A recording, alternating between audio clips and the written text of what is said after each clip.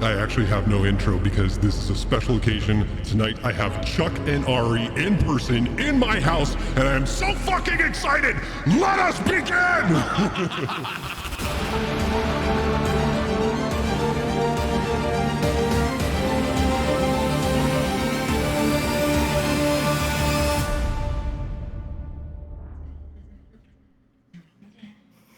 The voice. Please keep going. Look who I got! Look who I got! In my house! All right, get out of here. You can't see any of this shit. Welcome, ladies and gentlemen, to the Oddities D&D. Oh my God, I've got crazy people in my house and I'm loving it so much. This is the best day ever. So, before we get started, we're going to do what we usually go... Take two. What we're going to usually do... No, I fucked it up again. Everybody introduce yourselves, please. We'll start with Rose. How about that? Hi.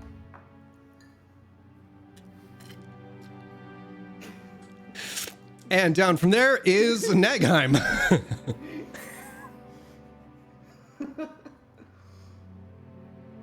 Over from there is Cult, apparently. And last but not least is fucking Viria. Here, by unpopular demand, I'm Ari. And this is my hand. That's her hand, and that's her clavage. Yep. All right, so who is going to be... I see that, Rose. Who is going to be reading the log for today? I can do it. Go for it. Do you have your glasses, Xander? No, but I can read. I have not been... My eyes don't hurt because I've been taking care of them today. Good. Hey. I know. Then read away. Okay.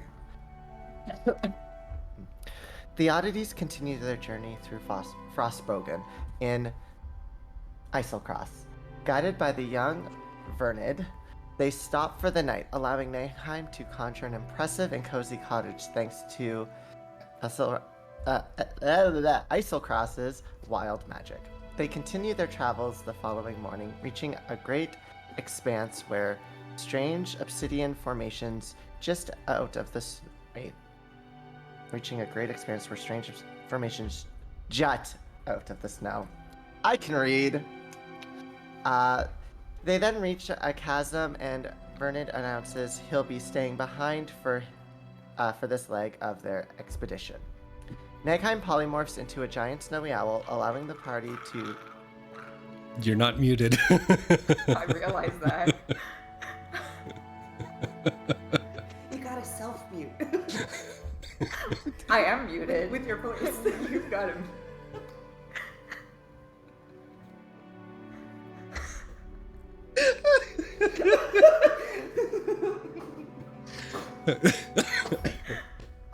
Xander, I am so sorry. I'm with you. I'm with you. Don't worry. I'm with you. I'm listening. You go ahead. Oh my God. It's perfect.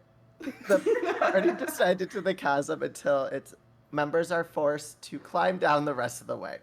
The Oddities discover metal shafts leading further underground and enter a room in which great metal vines hang from the ceiling.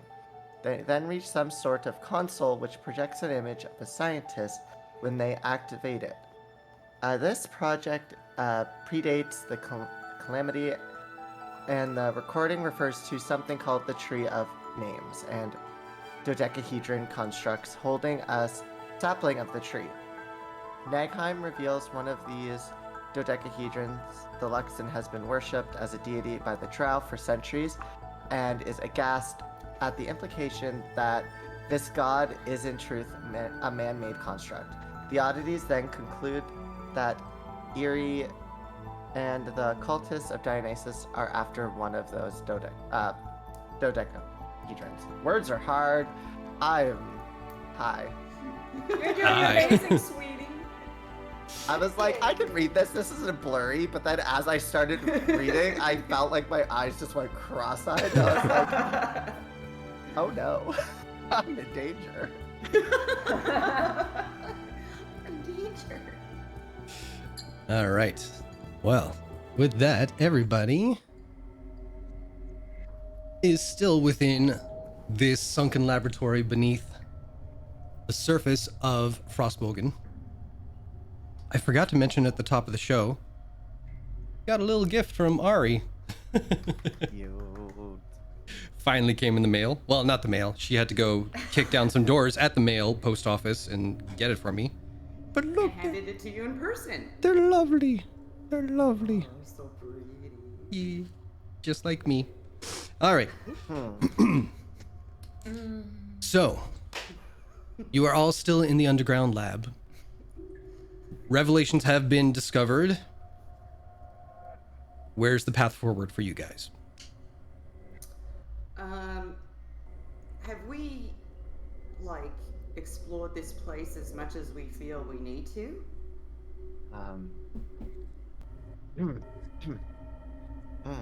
I feel we still have unanswered questions about the weapons, The vestiges. the vestiges of divergence. So we should, I mean, do we think they're here? Because we're the only people who've been here in a very long time, so... Well, I doubt there's anything here, but there's probably... We're looking at It's each really other. weird, right? So weird. I doubt they're actually here, but you should probably figure out some information about them. I don't know what that was. I'm sorry. I'm gonna... yeah.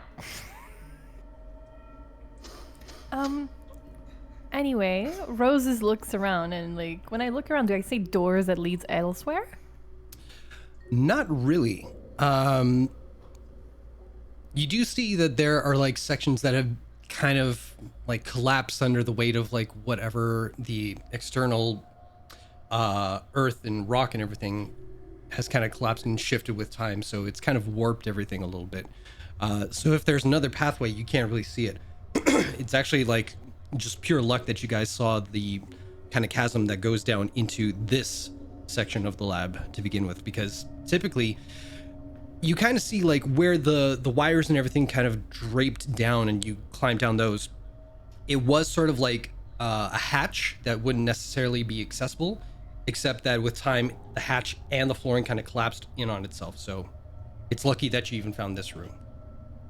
So Rose will say out loud, well, there's no obvious other place we can explore. I think this is pretty much it. Well, I do have something that might allow us to figure out if there's anything hidden here. And I'll whip out my wand of secrets. Whip it out. I'm whipping out my wand. Can I ask, like, you did that before you entered the top space as well. Is it like Yep. only for a certain duration, or is it like bam and then like It's an instant thing. Like, Do you get whenever... to roll how many charges at the beginning of each day? It's 3 charges. Okay. And I regain a D3, I think. Okay. After a long rest. I was just curious if it was still ongoing kind of thing. So that's okay. Oh yeah, no, I have to expand a use every time I use it. Gotcha. Roll a D100. Ooh, first roll that I get to witness. Check it out! Oh my. She's using those nice blue The eyes. Sorry, it's all cleavage over here. Okay. Almost dropped them. You heard that. 86. 86.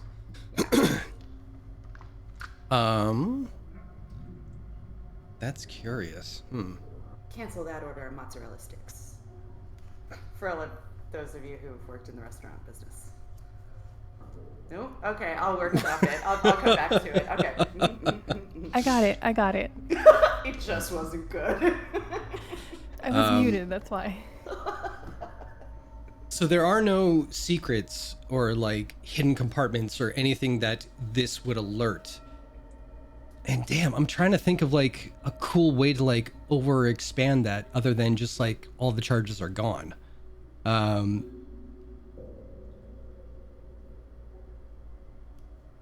Yeah, I'll tell you what. What's that? So are all of my charges gone? All your charges are gone, but I'll say this, whatever the duration is, like if it's instantaneous or if it's like for 10 minutes or if it's like for an hour that it reveals things to you, let me know what it is. There's no duration. Oh, there's no duration. Yeah. Well, there is now, It, like, 24 would hours. if there was a secret door, it'd make the outline of the door glow. Yeah. Something That's like it. a fairy fire. It sort of. points to Detective mode. whatever- Yeah, Yeah. gotcha.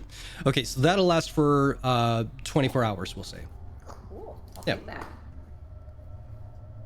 I was gonna do something like, oh, everybody reveals a secret, but meh. All right. So yeah, nothing is revealed within this area. If there was a secret, and you did it with this particular role, I would say like detective mode, push this button, do this, do that, but you've kind of already like got it all. Alright, well, there's nothing here, but I mean, it's still on for some reason. I'll just. So, hey, we could keep exploring and see if anything happens. Yeah, did we explore the level above us thoroughly? One way to find out. Colt will go and start climbing them bands. Okay. Is everybody following suit, or are you guys? I'll follow unless you want to grab this. Oh, yeah, for sure. Sticks it in his shorts. No, in his belt. 5 inches. Of joy. No, I'm saying a secret has been revealed. And it's of joy. I love 5 inches, and I will follow as well.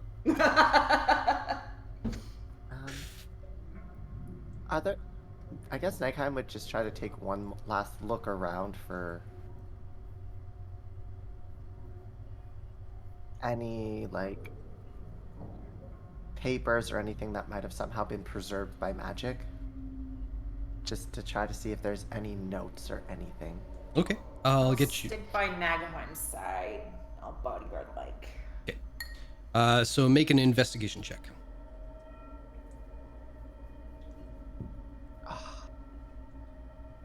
Darn. Not so much. Yeah. Everything you're kind of going through, it's like retreading your steps a little bit. So. Guess nothing is in this room. But this place is too similar to the underwater place we were at. And if they, I'm saying it as it was scientists and it was pre-calamity. Like, I'm not saying it was like a mirror image. Yeah. No, it definitely has deep similarities. Yeah. So and they most likely had the same mindset of creating ways to overcome the gods. Mm-hmm. If nothing else, like, even if they're not related, but I mean, it really seems a little too coincidental to not be related. They were on the same path of something, Exactly. which is what you literally just said. And I just, You're upstairs.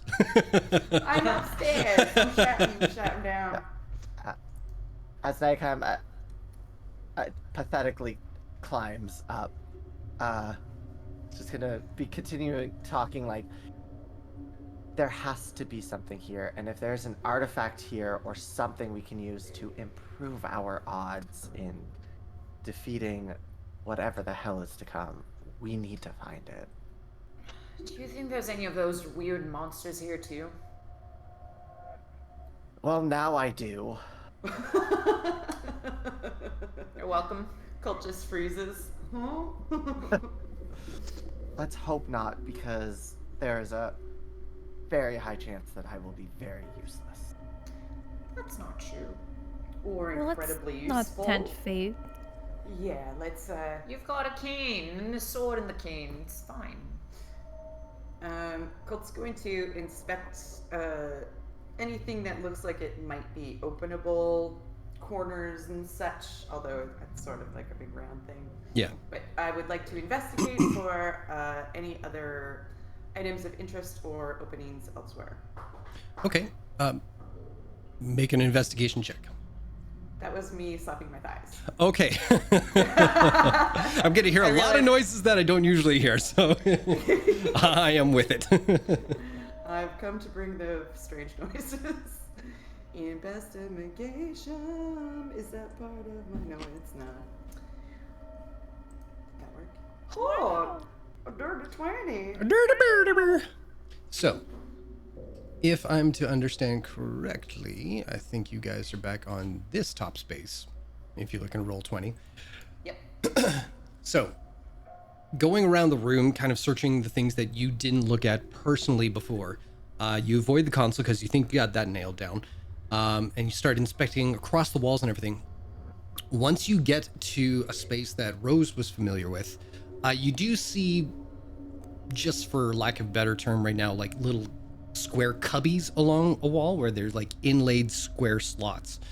With a 20, you do notice the same kind of like glass and like shifted metal and like kind of metal plating that's been like removed or fallen off from the walls, either from force or from just time eroding it.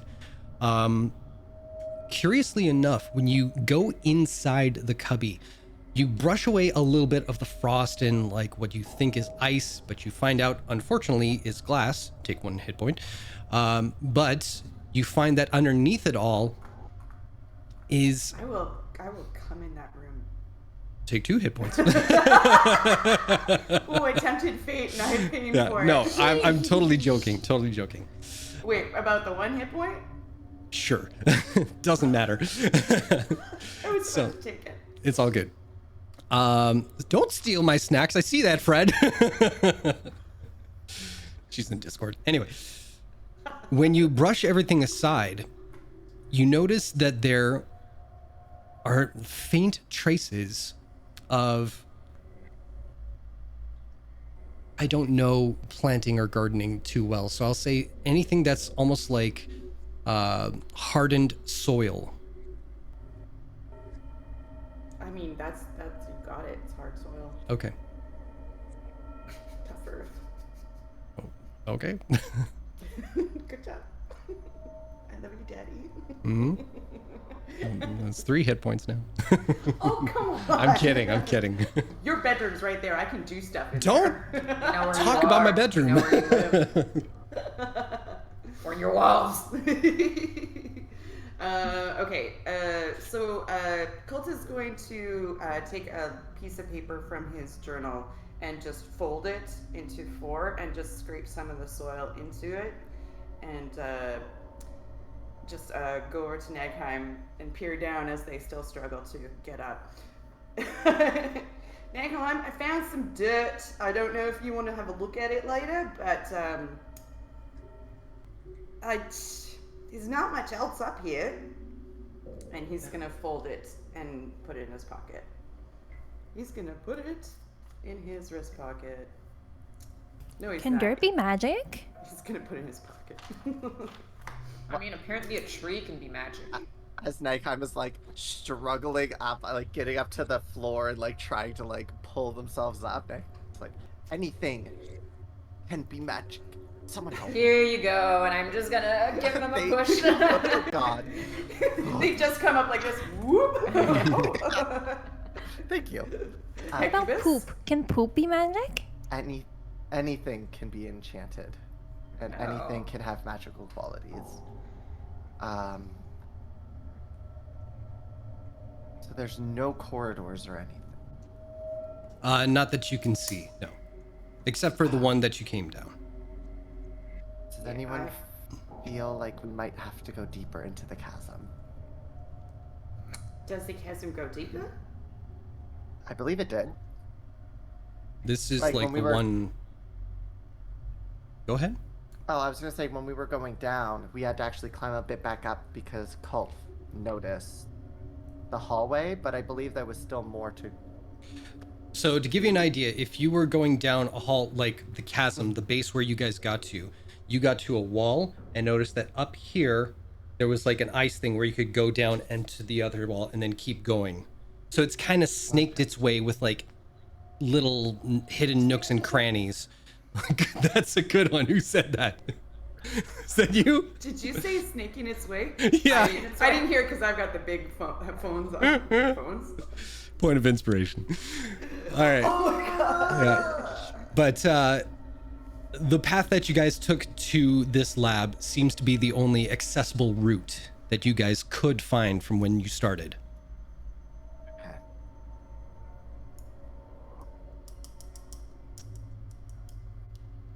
There has to be more here.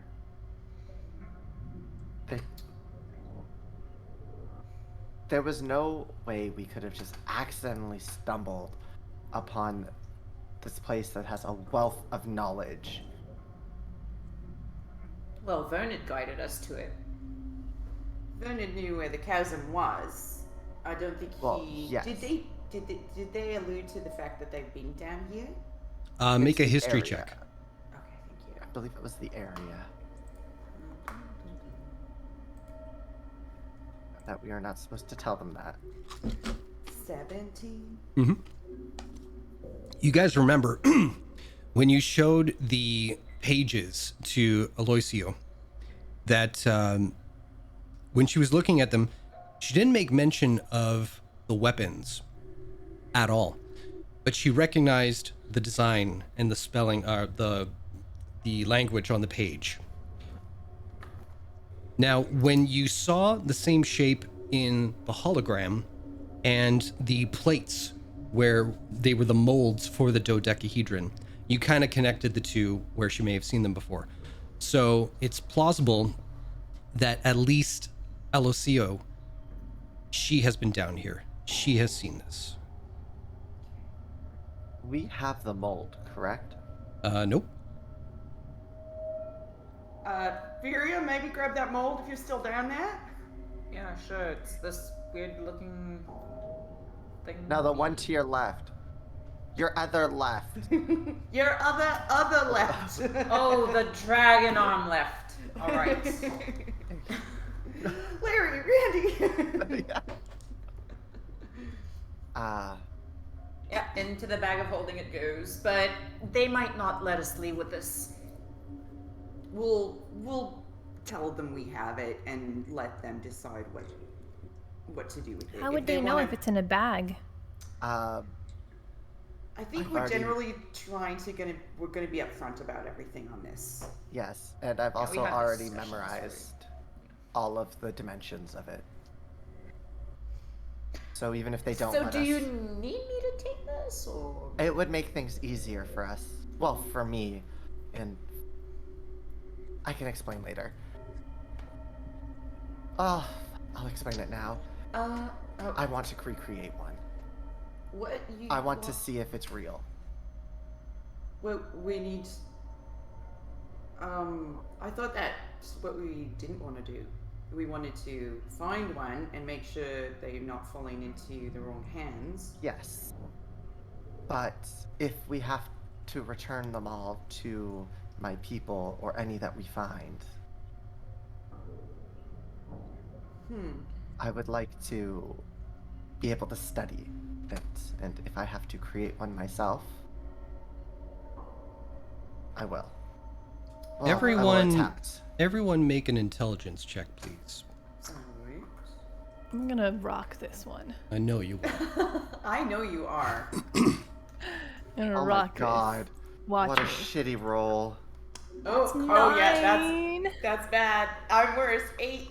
Because I'm 11. 9 with a -2. 5. Still somehow I am on top. Oh With a Lord. roll. Wow. This is, Look at Jason's face. Jason is like, I am leading this group of idiots. to be fair, this is the first time an intelligence check has betrayed me. I'm just used to it at this point. Uh, Wow.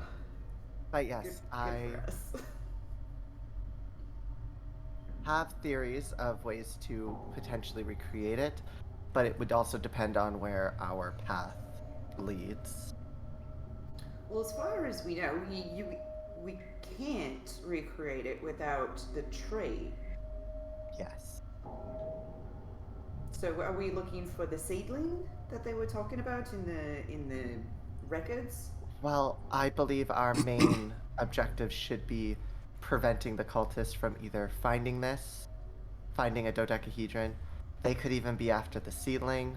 We don't fully know, but for a future project of mine, I wish to be able to study it. Again, the villagers might not let you. Yeah, but they cannot take my. If they take my memory,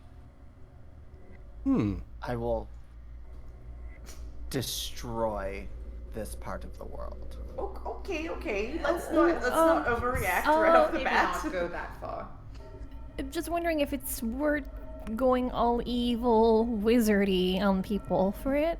It's just like a block anyway.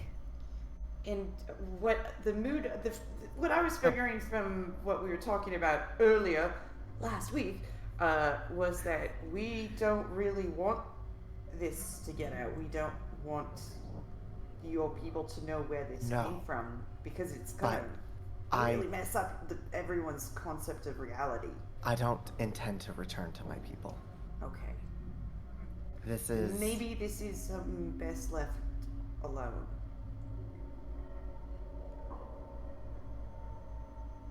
I mean, Knowing need I what remind the know, group? I need to know more. Need I remind the group that not too long ago we were talking about doing what's for the greater good of, Yes. you know, and I just don't feel like threatening a village is part of that mission, the overall I scope think of that that. was more just, I don't think they're going to take your memory. If anything, they're not going to let us leave. That was the impression I got. But, I mean, I understand where the aggression comes. No one wants to have their memory taken away. It's a very frightening thing. Nekham will pull out 3 pearls. They may try to prevent us, but we have a 33% chance of teleporting out of here.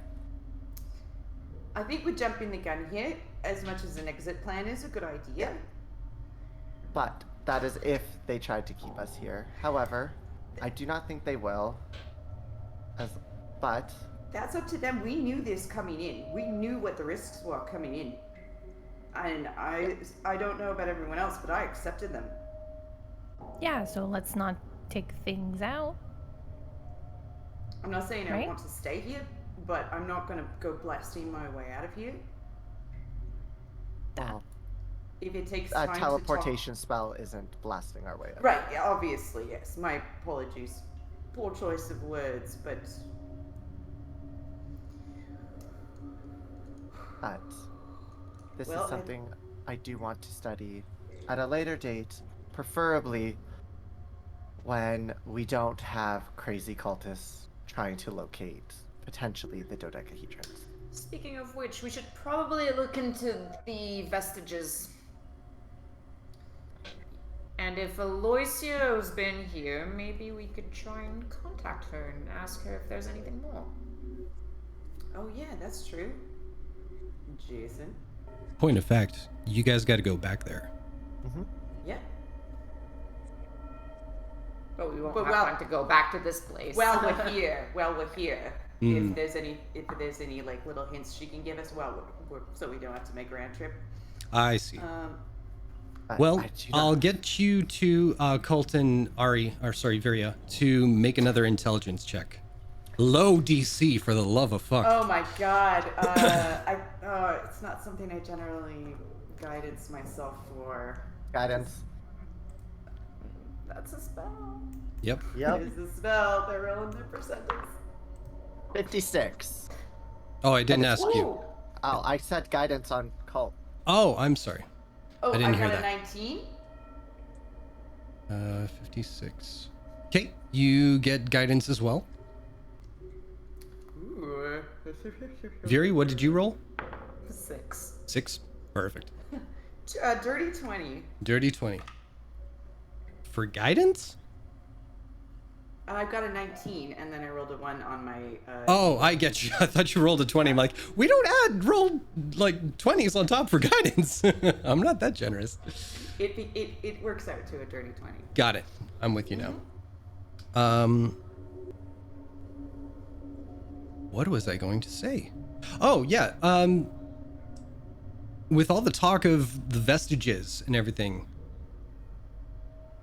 you're kind of coming back to the point, like, there was never any indication that we were looking for vestiges at this place. It was just the symbol.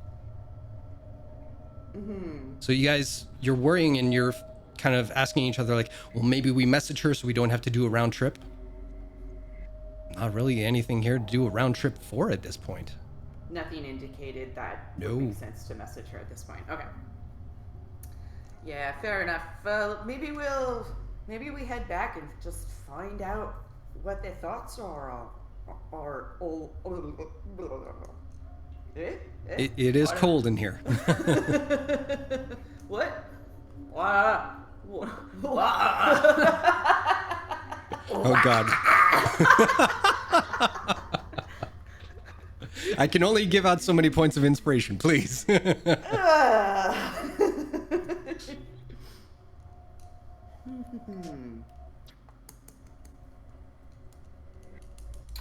Well, if we have nowhere to go but back,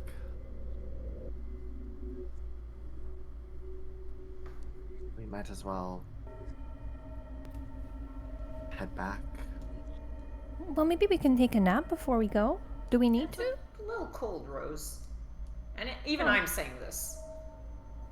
I'm just Yeah, checking in on how everyone's feeling before we head back. What time? Since some of us are expecting a confrontation, maybe.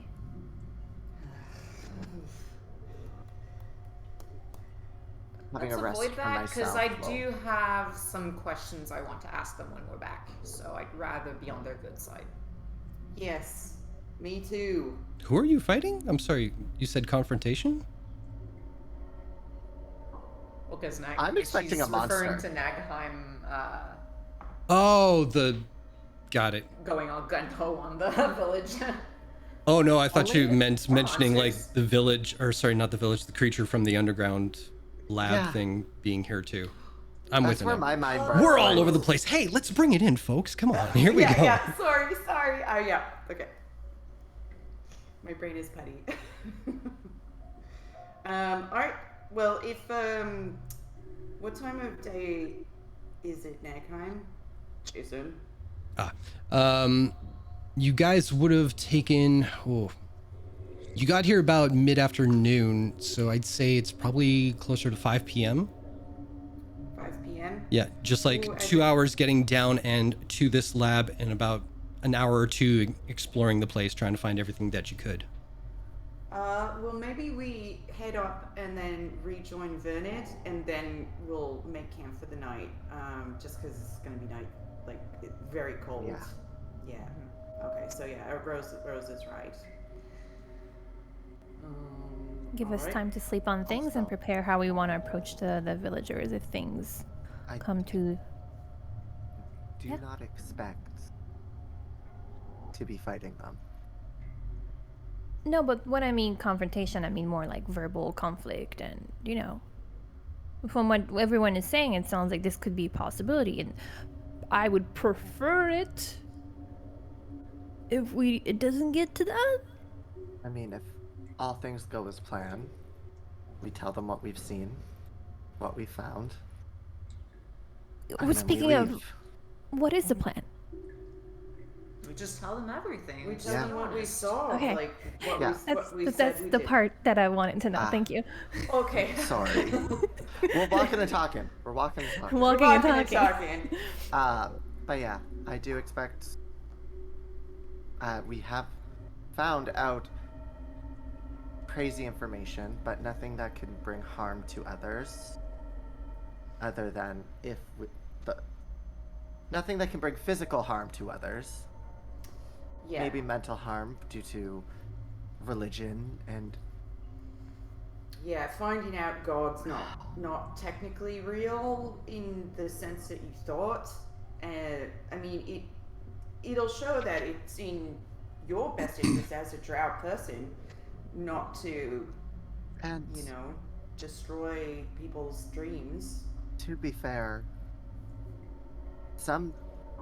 I'm sure there are some deities that were willed into existence. I cannot think of any, but I am sure some deities have been willed in. So even if the Luxon was not originally a god, it may have been created from just the will of the people. But this is also information I can never forget. And like, are there parts of this that we don't want to tell them at all? I think we're better off maybe saying everything. I would like to not tell them about the pattern that we have, but I feel like we You will mean the need to. mold, or- The mold. Yeah, We should probably tell them. be upfront about that as well. But I would like, before we get there, to take a moment to completely look over it 100%. Oh, of course. I would never say no to you trying to find information. I just want to keep things smooth with these particular people. Yes. To me, it's not really these people. It's also our working relationship with Kieran Sari. Exactly. He hasn't done us wrong, and he's financed us, so In a way, we could be betraying him if we, I mean, I've gotten into trouble with him already, and I would rather not. Well, I think there's a difference between getting in trouble and like betraying,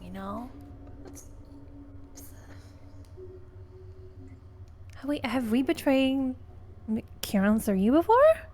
No, it's just I've been on very thin ice with him. Oh, that's Yeah. fine. didn't you have questions about Look, your I'm on motives? thin ice with most people. What was that? Didn't you have questions about your motives? Yeah, a little bit. About searching out the things? Mm. And it turned out great. Ish.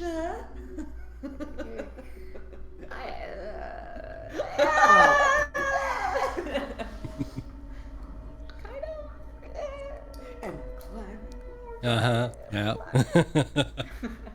But like about the pattern, if they don't ask and we don't tell, then no one is lying or hiding information, right? This is true. I think they're probably going to ask us if we brought something back. Well, that we should not hide. Well, now they probably will, that you've mentioned it in front of the GM. What's a GM? I'm actually insulted that you think I'm that stupid that I wouldn't think of that beforehand. No, but this just solidifies that that's going to be a question. I haven't written anything down. Because you haven't written it down doesn't mean you aren't thinking it. I'd say we could talk in circles and get ourselves all worked up and paranoid. Or we can just, do exactly what we said we're going to do. To be fair, I like that. I am always paranoid and always overthinking every single situation. That's why we love you. You see things from all angles, which I unfortunately don't sometimes have the foresight to do so. I do appreciate it, but we do get ourselves worked up for no reason sometimes. You don't say. Also, somebody please secure the rope around me. I feel like I can't keep climbing. Speaking You of, didn't realize it, alright. but I've already made you a harness of rope. Like you have in Kush out of rope, like a harness, Diaper. a diaper out of rope, securing you. You didn't realize it. Like a baby Bjorn. Yeah.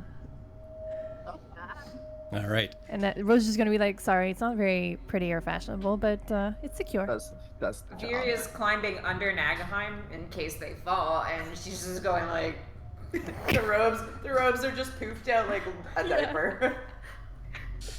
It gives Nagaheim a huge butt. that's, I think, yeah. A rope butt. That's an accomplishment, that's for sure. It's pretty, isn't it? And like their robes are like,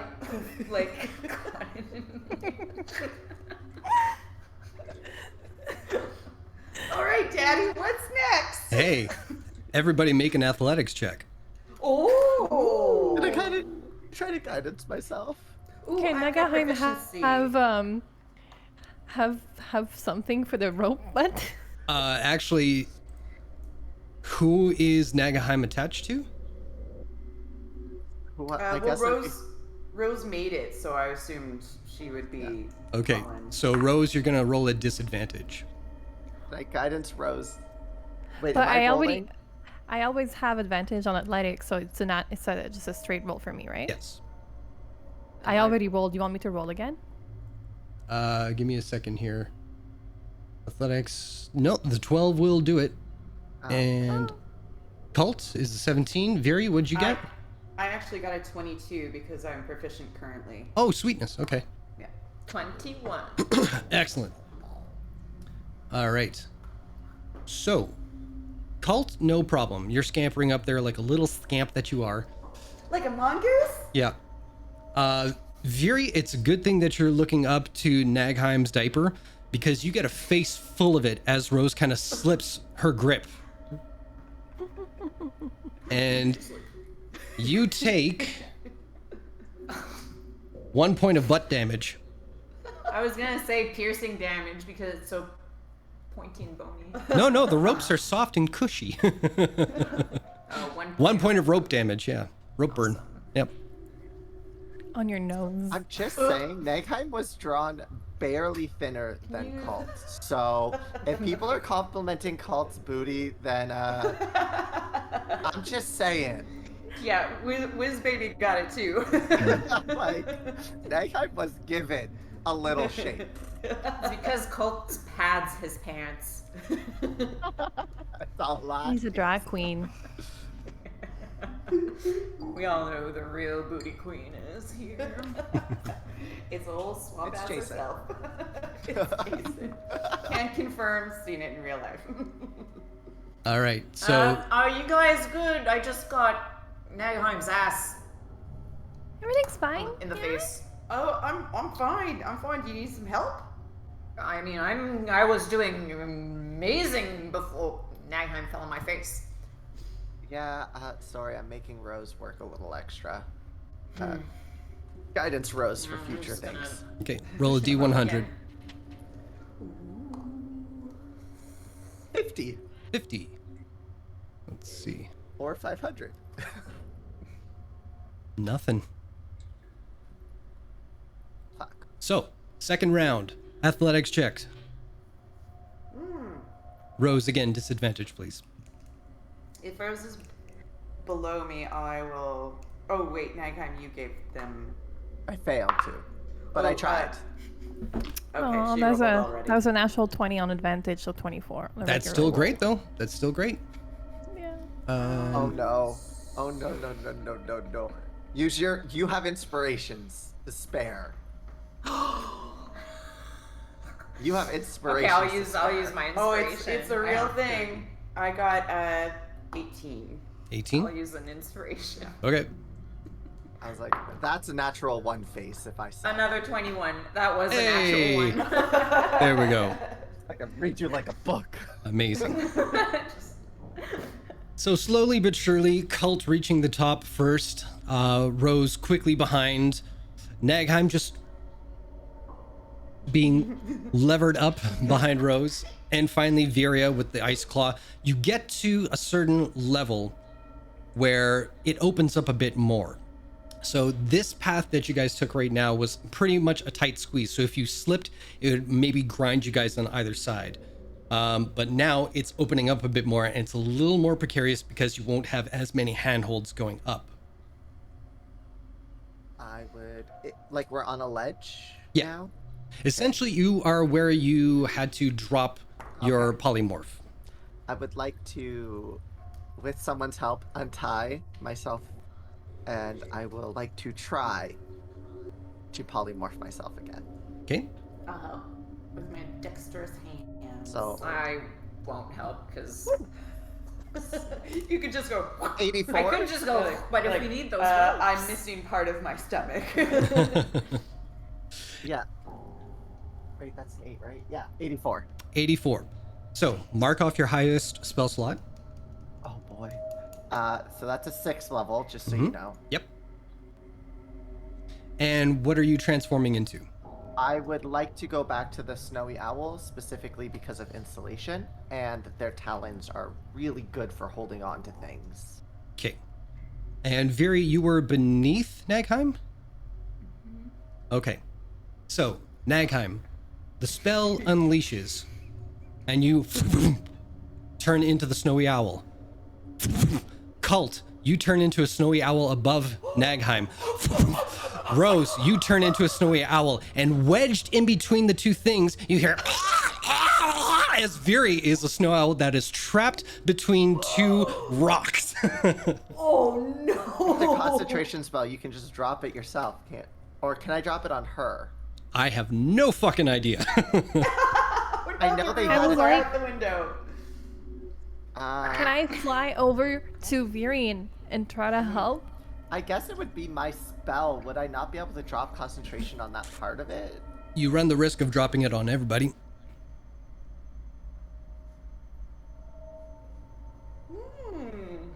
In owl language, just pull me out. Do we maintain? We don't maintain our intelligence in this form.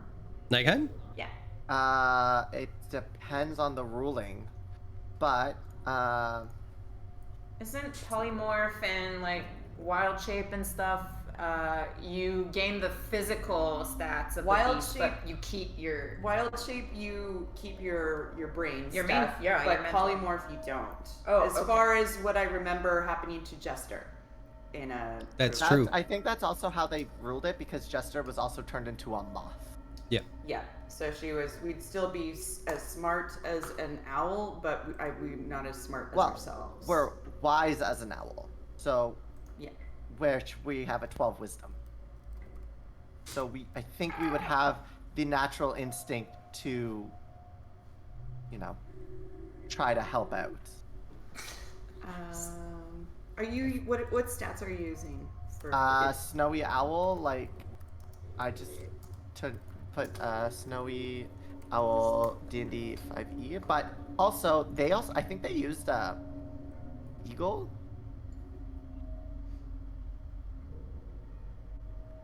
I don't know what we want to use for it. I have both open. Well, we said snowy owl, so we'll do that. Because what I can find for snowy owl is like where is it from? It's not complete. Yeah, I don't know if this is a actual like canon one, but it has Yeah. like 12 wisdom, 2 intelligence. Yeah, I don't know. Because I've got a tiny beast, Or like just about an owl? Would that be okay? a large owl. Well, I think the only thing that would change is like just the size and the hit points, but everything else like stats Yeah. should be the So same. even with a regular owl, it's a 12 wisdom. There's a giant owl. Ooh, is there? Okay, yeah, I'll drop the link in Discord, and that looks like a good one. Large beast. Oh, on D&D Beyond. No, somewhere else, but 'Cause I'll drop I it have in that thing. D&D Beyond hosts giant owl with 8 intelligence, 13 wisdom.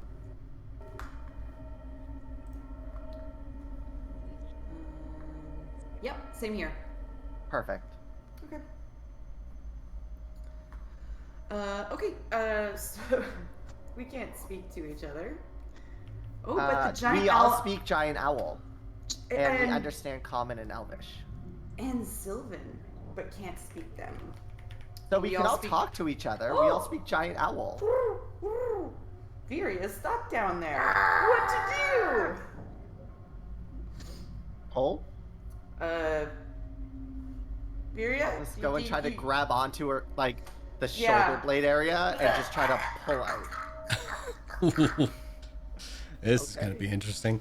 Okay, so is it just you that's doing this? I'll lend Well, a I hand. believe I said that. Oh, yeah. I was trying to do that first. Yeah. Sorry, Okay. Rose. My bad. Okay, so raise your hands if you're doing it. I think I'll only help. 2 people can. So Yeah, I think. okay, so Nagheim and Rose, please make a strength check. We As have the owl. +1 to strength. That's more than I normally has.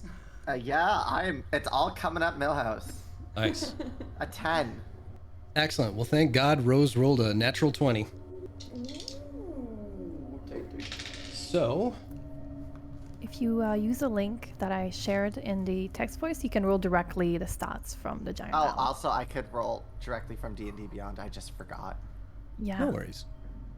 So, you managed to wedge Veery free enough, but you do take 8 points of slashing, bludgeoning. Yeah, we'll say bludgeoning damage. That's fine, because you 8? currently have 19 health. That's the average hit point Okay. of a giant owl. Okay, so I'm at 11. I will respond with. Like, ouch, that hurt. Oh, Well, this just got a little bit simpler. yeah, I'm just gonna Anyway, take we off. should get out of here. Oh lord, my knees are backwards. It feels really weird, you guys. And he's like kind of like stumbling around a little bit. It's like trying to find purchase on talons. Nagheim's already taken off while you're like Yeah. fumbling. Nagheim's like, whatever. Anyway, how did this happen anyway? Like, why are we owls?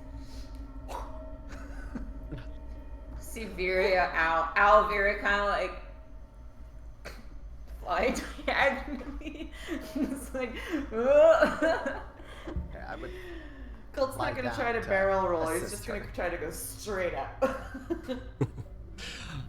So you run into the same kind of problem that Nagheim had going down, which is that it is kind of like a broken path a little bit. So even when you fly, you will still have to like stop, take stock, and like maneuver around certain like outcroppings and everything. So it's not just a, you know. Colt pinballs a little bit and then sort of falls onto a ledge. and just like, excited. whew, took some time. I'm blowing papers all over the place. It's like, whew, okay, all right. Calm yourself. Nagheim would just like Nagheim's owl head would just poke around a corner upside down, like, really cold. Come on, and just You're start so climbing graceful. again. You get used to it. Rose, I think this is part of the normal magic goes a little wonky in where are we? Frostbogen. It's Isocross. Woot. That's why we're all elves. To that. Woot. Woot. Move it. Oh, right. Slightly smaller owl just goes up. All right. Just an owl with glowing, like creepy ass eyes. They're just pits of darkness with being a little blue. And I guess we fly to the top. There you go. Eventually. All right. So, as you ascend the crack, cresting over the last few feet from the depths below to the surface once again, the winter winds of Frostbogen lashes your skin and nearly takes your breath away. Like that.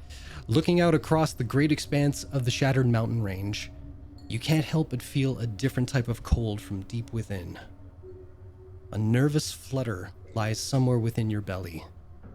The unwanted brightness of the sun and the clear blue sky above, the few birds of prey that seem to scatter off some of the mountain peaks, as though being alerted to something you are not yet aware of.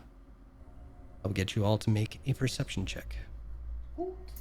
I would really want to try out my wings out in the open. Is it possible for me to shoot up as far as I can? Sure. We're doing the perception check with the owl, right? Yes. So we all have advantage on wisdom perception checks that rely on hearing or sight. And we have +1 to wisdom. Okay, I'm rolling off of what So we are rolling with advantage, correct? Yes. friend sent. That's me, 10. 17. Oh, perception, we get a +5 apparently. According to D&D Beyond. Yeah. Oh yeah, +5. Ha, Yeah. I hit the wrong button. So I I'm got a at. 21. I Okay. just So do roll I. straight from the thing. I clicked the wrong button. I clicked wisdom, not perception. Yeah, I have at a 21. So 21, Cult, 10. 10, Rose, 22. 22. Amazing. So this is brilliant. Because the three of you, not including Cult, it's those birds of prey. One of them seems to break away from the pack. And with a startling realization as the dark creature's silhouette grows larger against the blue sky background, you all notice in the corner of your eye Vernid, who's desperately motioning to you all to get away, get out of sight, and get ready.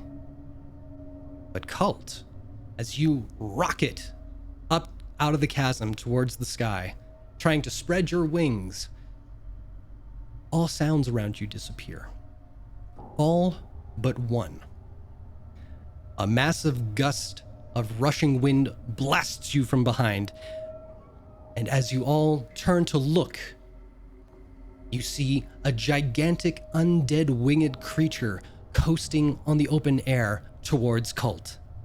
Before your minds have time to contemplate or react, a growing shadow looms over the rest of your heads as you all instinctively dive out of the way before a massive, hulking, blue-skinned giant slams its weapon down against the frozen ground, creating a crater in the snow upon impact. Roll initiative. What is it? What are we fighting? You don't know yet. It's a Okay. fucking undead blue giant. Okay, I thought dragon because I thought he said flying. But I was oh, There might be two things. It might. Are we rolling We're initiative about as to- Yes, owls? you are. Yeah, okay. I as don't. owls. Does the owl have? Is it? Oh, it's the owl's initiative. Yeah. Ugh. There's There's an one. initiative I got button on Fine. the owl. Yeah, feet. mine would be a dirty 20. Oh my god, why? So I guess with your dex modifier. Yeah. Okay, I'm just gonna type in my name next to my initiative. So 18. Now, I will also say that the three of you, Viri, Nagheim, and Rose, you were able to see Vernid's warning. So, I will say over here, we'll say this general area is where the chasm would have been. So if you guys popped out of there, I don't know, but where you guys popped up there, I'll let you place yourselves where you would try to hide from this situation. Seeing Cult be in danger, Nagheim would have already been moving towards the thing, because Well, that'll happen on your turn. yeah. So it's not like Nagheim, I guess, wouldn't really have fully been able to try to hide. Okay. So, Cult, I will get you to remember that you are about 50 feet in the air. you got it. It's written down.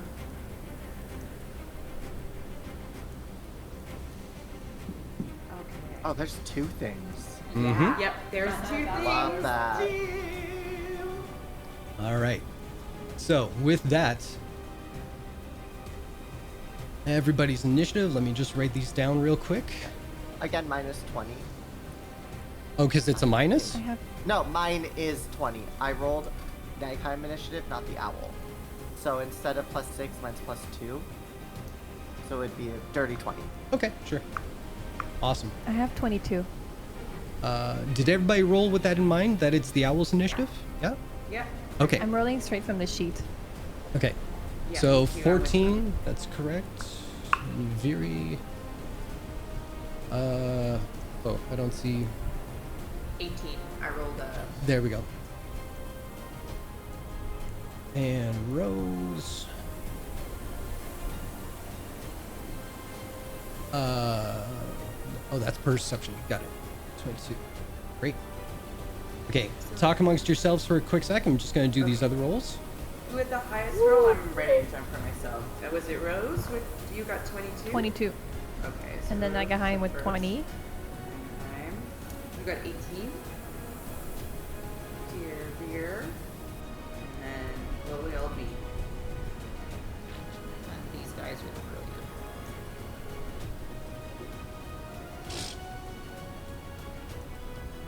Oh my god. Just gotta go for just have to. Done. Just gotta invite it. All right. With that, Rose, you are first to be up. What would you like to do? You are a snow owl. Okay. I would like to rush to Nagaheim and basically grab them by the neck with my beak and then just fly away with them. And not Nagaheim, sorry, Cult. I was gonna say, What is your fly speed? 60 it should be. 60. 60? Okay. So Colt, you feel Rose rocket up towards you and bite you by the neck and drag you away about 10 feet. Okay. If you allow it. I'll allow it because I felt something very big and dangerous next to me, Gotcha. as per your description. Yeah. So Rose, I will get you to move right beside Colt and move about 10 feet in the direction you want to go. Yeah. Like you just right let me next know. to that rock over here. Like right there. So, yep. And then Oh, we're struggling. I'm trying to control it. You're trying back to it up. control There we go. There we go. Sorry. That way we're gonna be closer to get to safety behind that rock next turn. Okay. Cool. So you keep in mind you're both 50 feet above air. Yeah. Okay. All right. And Rose, is that your? And just for fun, this guy is it flying? Yes. How high? It's about, I'll say 20 feet away from you guys. And this guy, how tall is he? He is, what size would he be? I'd say he's huge. Yes, huge. So the bird thing is gargantuan and the giant is huge and you guys are medium. But like how tall? Is he like Oh, 50 feet Christ. tall? If you look up, you can look up a size chart. Yeah. 5e size chart, and it should show you relative size to a medium. I will say if we want to make it easy, so if you're generally, your character is 5 feet tall and you take up 5 feet squares, we'll say this giant takes up about 15 squares, so I'll say 15 feet tall at least, if not larger. Okay, thank you. Yeah. Just wanted the math. Thank Yeah, you. no Bye-bye. worries. Awesome. All right. So anything else on your turn, Rose? You're good? I mean, I'm a bird, so there's not much I can do. Fair enough. So All right. I'm just gonna go with and that's it. Excellent. Colt I just love it. learned to turn his head all the way around. It's like, whoa. All right. From there, we have Nagheim. Nagheim's going to fly towards the ground, Okay. and I'm going to. Wait, everyone's still up high, aren't they? Well, Two of them Rose are. and I are. Yeah. Never mind. Nagheim's gonna look at them all and just yell, "Get to the fucking ground! I can't do shit while you're flying." And I'm just Okay. gonna take the dodge action then, since Okay. I can't drop concentration without killing them. Okay. Well, the first 10 feet are free. But the next Any- 40. Yeah. Anything else on your turn, Nagheim? I can't do shit. So Okay. no. All right. It is the undead rock's turn. Oh, snap. What? Now, since it has 120 feet of movement, it gets right up on top of you guys. And it's going to take 2 attacks. Let's see here. What is the AC of a snow owl? Ooh. It's 12. 12? Okay, so 15 will hit you, Rose. And you take 23 points of slashing damage. That's Heyo. gonna pop you right out of your Yep. polymorph. Oh, sorry, that was the beak. Oh, it's the... Well, the beak was more damage. You know what? Let me re-roll that. Maybe it'll be a little less. It's the exact same thing. I'm so sorry. Okay. I tried. I'm so sorry. So, yes. So, yeah, you drop your form. I will get you to make a dexterity saving throw. To grab onto me? Yep. Okay. Oh, Perfect. sorry, that was a check. That was a check, not saving throw. Sorry. Saving throw. Yeah. Here you go. Good. You are holding on to Cult. So, minus the hit points that you had as a snow owl from the 23, and the rest will transfer over to you. Sorry, what? Okay, so how many hit points did your snow owl have? 19. It's 10. 10? No, Yeah. Snow Owl's. Oh, no. No, because I take damage. I no, took you damage didn't. before. Viria took the damage before, not you. Yeah, from being popped out. Yeah, Oh, I thought it was me who took damage from Vera. No. Oh, okay. you were okay. So how much health did the snow owl have? 19? 19, so Okay. minus 23. That means 4 remaining Goes to you. points. Okay, cool. Thank you. But thankfully, you're not falling or anything like that, so you're hanging on to Cult for dear life. And then it takes its second attack against Cult.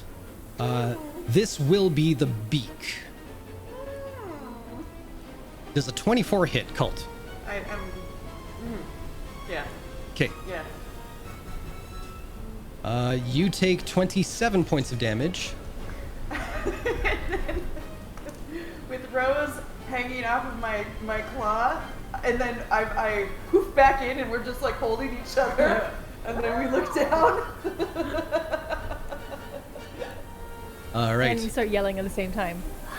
I've always loved you like a sister Rose.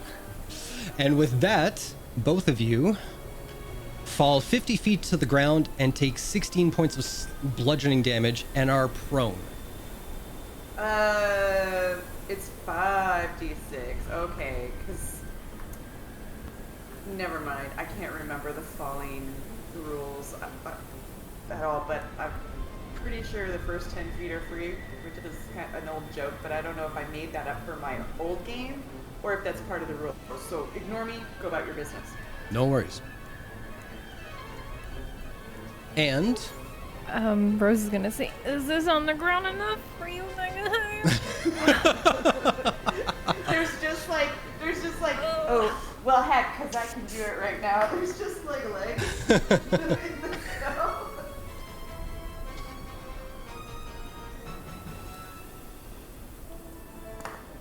oh yeah. Okay, so after that, you see it just fly off away from this whole mess right now. So it's technically out of range, we'll say. All right. And that will be the Rock's turn. Next up, Viria. Can I move 60 feet? Well, 55, I guess. Up to them and pick them up? Sure, if you want to. Yeah, I'm just gonna fly by and like snatch them up in my talons. Okay, make a... Not too high. I will say, what would it usually be for like a grapple check? What is that, strength check? For grappling, the committing party is It's strength. strength, and then Okay. the avoiding party is strength or dex, but we know who this is, so Yeah. I am allowing it. Okay. So yeah, make a strength check just to be able to grab them both.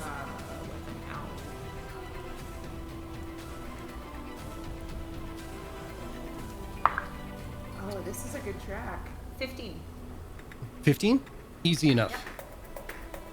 So yeah, just the Alveri comes screeching by and just whoop, and I'm gonna keep to the ground. And can I dash? Or was that grapple in my action? I think that would be your action. Yeah, for a snow owl, yeah, you're not too, you know, fighty. Oh, fuck you up. Okay. All right. My bones are hollow. So I will move. Oh, sorry, my thing went.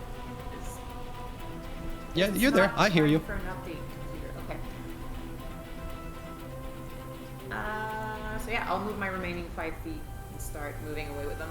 Okay. But still, like, somewhat close to the ground. Click which do you want to go up, down, up, right, left, or down? Well, I just moved where I wanted to go. Did you take them with you? Yeah. I mean, physically, like on the map. Like, did you move them there? Oh no. Okay, that's all I can't wanted to do. that. That's why. I'm like, I can't. Yeah, that's why I was asking. So no worries, we got you. All right, so you guys are all clustered right there. You're still on the ground, or you're flying like 5 and 5? I'm flying, but I'm skimming the ground. Gotcha, So gotcha. like maybe 5 feet above. All right, good to know.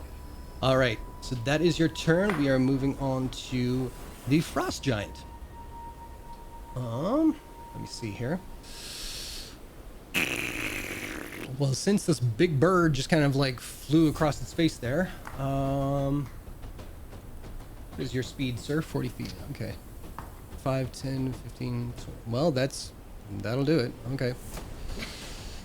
So he walks over to the physical rock that you guys are next to, and will pick it up and throw it towards where they see Nagheim to be, which is a 29 to hit. It's at disadvantage because I'm taking the dodge action. Good to know. 14 to hit. That does. Well. What is can I your still giant use owl's snow? spells? What? As Would a I snow still be owl? able to No. use counterspell? No. Not when you're Or not polymorph. counterspell, I mean shield. But No. Yeah, that hits. Okay. That is 38 points of bludgeoning damage. I'm falling. How high up were you? I don't know, because I just said I didn't move from where I was when we came out. Right? Because. Yeah. So I don't know how high up we would have been. We only established that Rose and I were 50 feet up because I flew 50 feet up and she Yeah. joined me, so. Does Viria know how high she was at the time in your I was head? 5 feet. There you go. You're 5 feet up. So nothing too bad Okay. fall damage. Cool. Wait, do I fall as well? No. I think everybody my would fall? fall at this point. No, but is the polymorph? Concentration? Yes. I have to roll a concentration check. Yeah. Sorry. Yeah, there you go. Which is what? Constitution check? Mm-hmm. Constitution save. Oh, it's save. Well, you might do it, actually. Ooh. I rolled twice by mistake, but it would be. What is half of 38? That would be 6. 19. No, 19. Then I can't do not math. pass it because I Okay. rolled a 17. All right. So yeah, it fails. Let me just bring up my calculator to do the HP. It was 38. What did you have before? 19? Yeah, 38 Okay. minus 19, so I take 19 damage. Yeah. So I revert back to. Now we're all just, you're just like this, and we're like, Oh. "Ah." Just kidding. All right. Oh, the visuals for this are just great in my mind right now. And then it turns to look to the 3 now humanoid figures that are kind of flopping all around the rock there.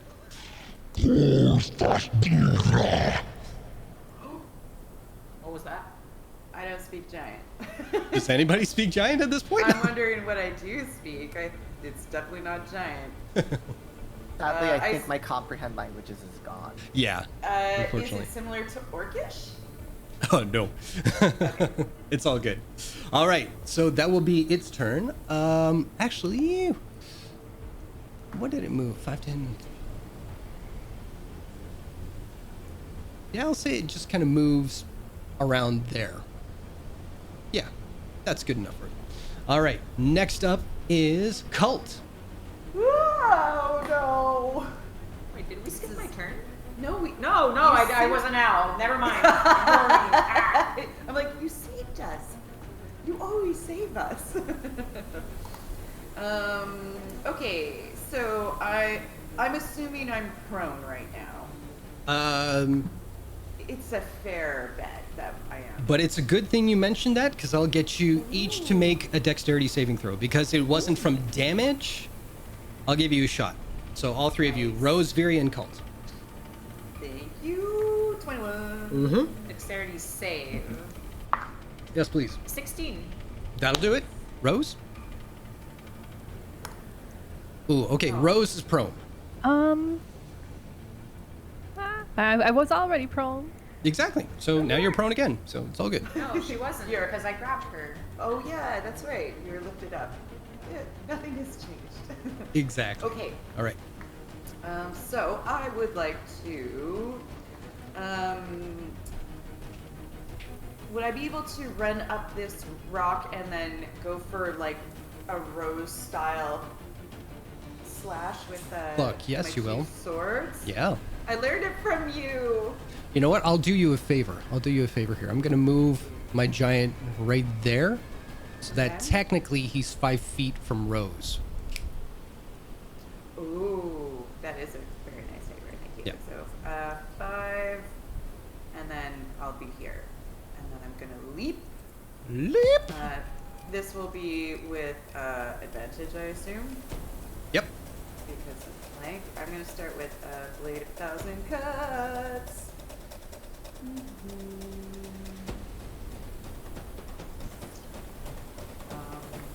I'm sorry.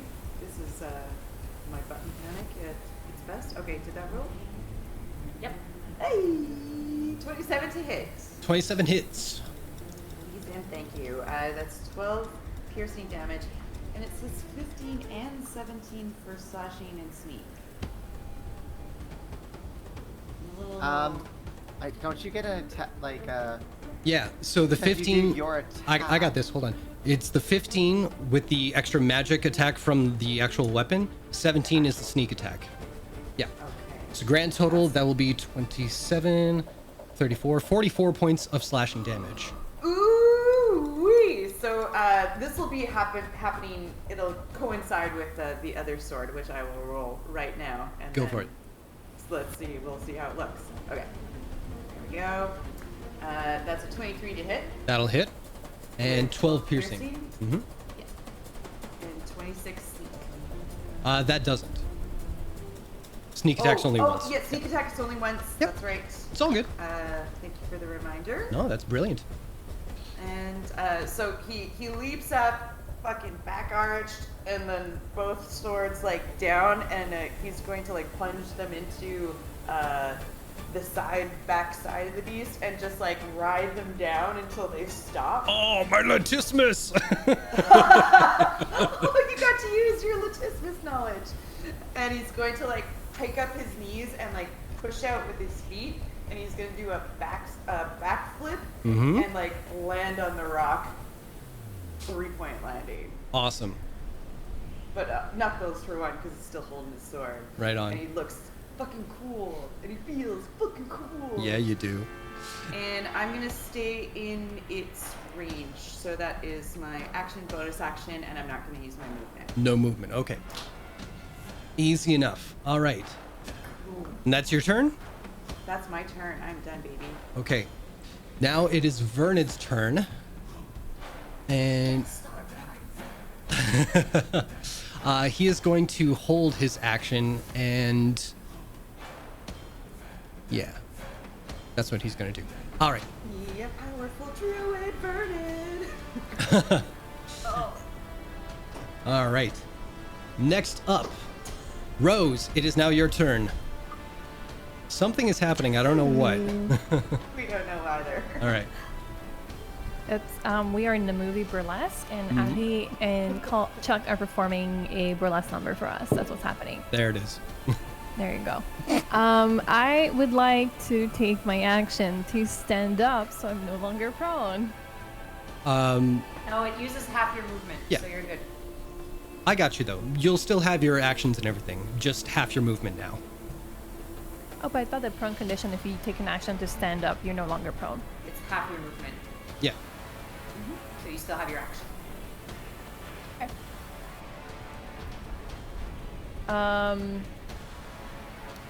In that case, I will go ahead and attack this weird thingy, but not before raging. There you go. Hey, excellent. All right, so you're raging. Let's see your attacks.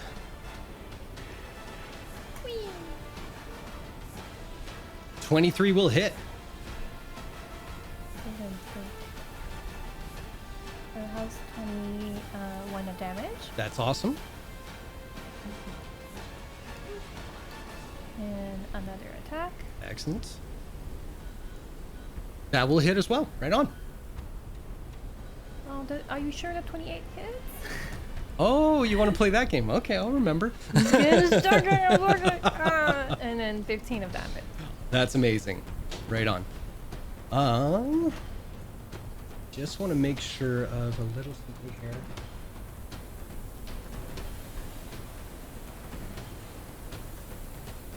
Okay, awesome. Anything else you want to do on your turn? You still have 20 feet of movement if you want to use it. No, I will stay here. Okay, good stuff. All right, next up, Nagheim. Nagheim's going to attempt to cast Polymorph on themselves. 97. Did you say 97? Yeah. Okay, what are you polymorphing into? Turning myself into a mammoth. Okay. Once again, you're all mammoths. So I will post in text to voice, but you all have 126 HP. Your speed's 40 feet.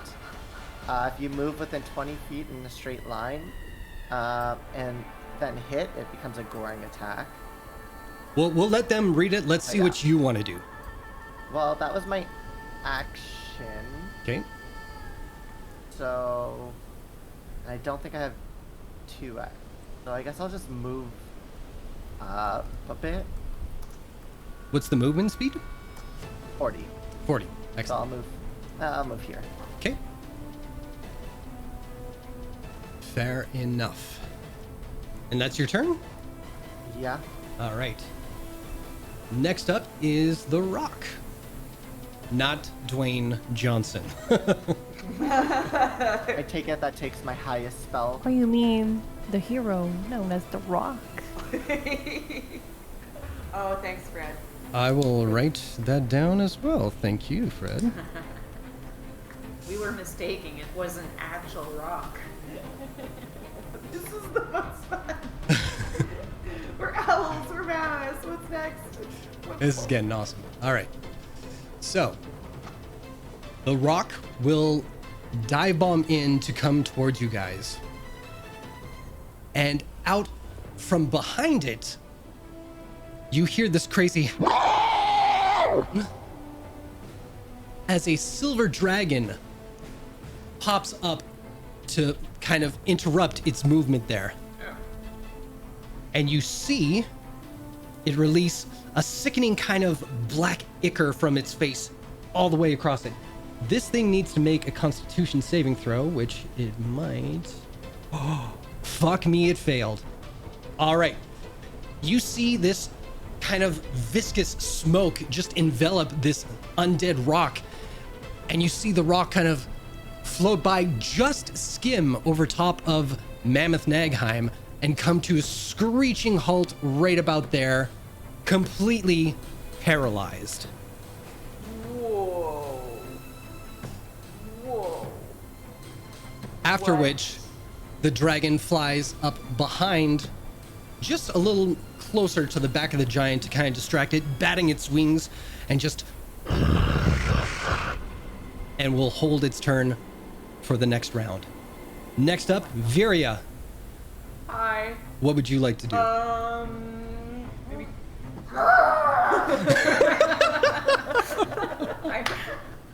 Well, how about this? I love that it's your battle cry, and we're going to use that to exit to our bathroom break. Oh, yep.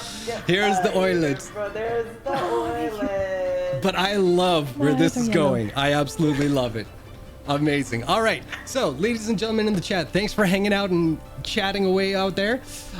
We are going to take a quick 5-10 minute bathroom break, and we're going to jump back in once we get done with that. And yeah, on our break, you get to see the emojis created by Nicola Nora for our subscribers, which we love very much, and the fantastic art by Chuck Monty up there, or over there. And yeah, we will be back in a little bit. Stay tuned.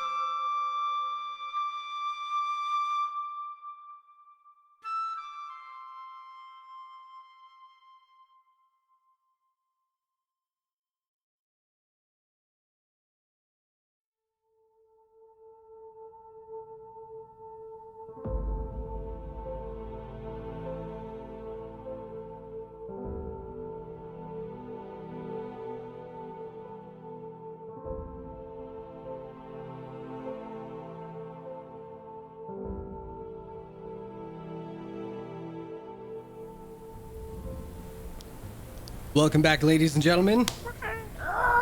You missed it because it wasn't on stream, but Ari did come in and do a little gremlin dance for me just to hype me up. Ask and you shall receive, ladies and gentlemen. Let's see it. Come on. Do it. Do it. Do it. Just do it. Do it. Love you. I'm going to kill her now.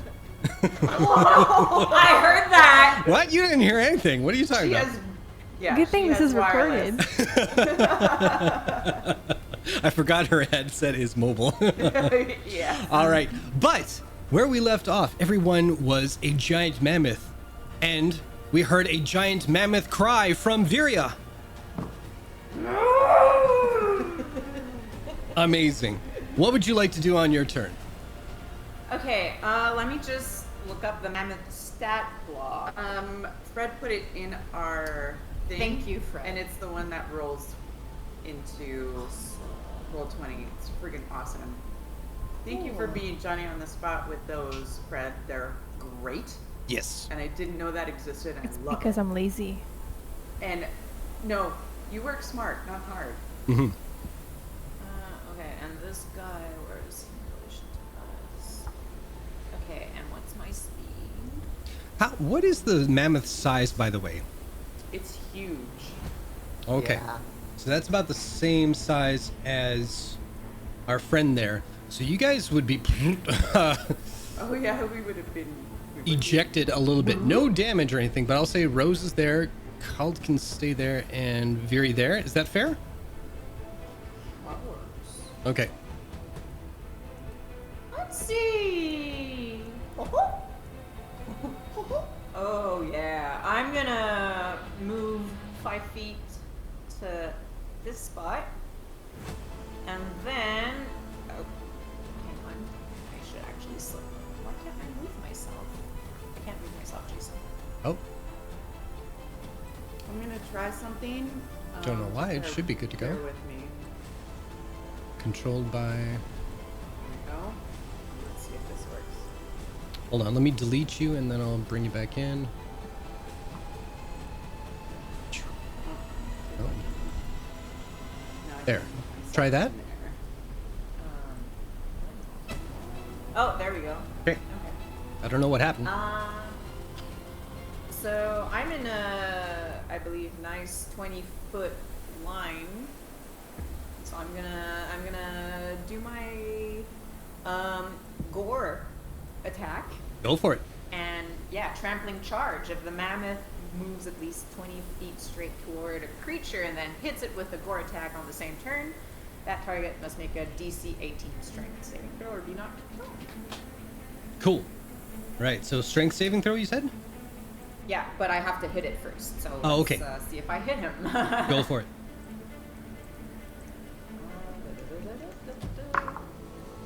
23. Nice, that hits.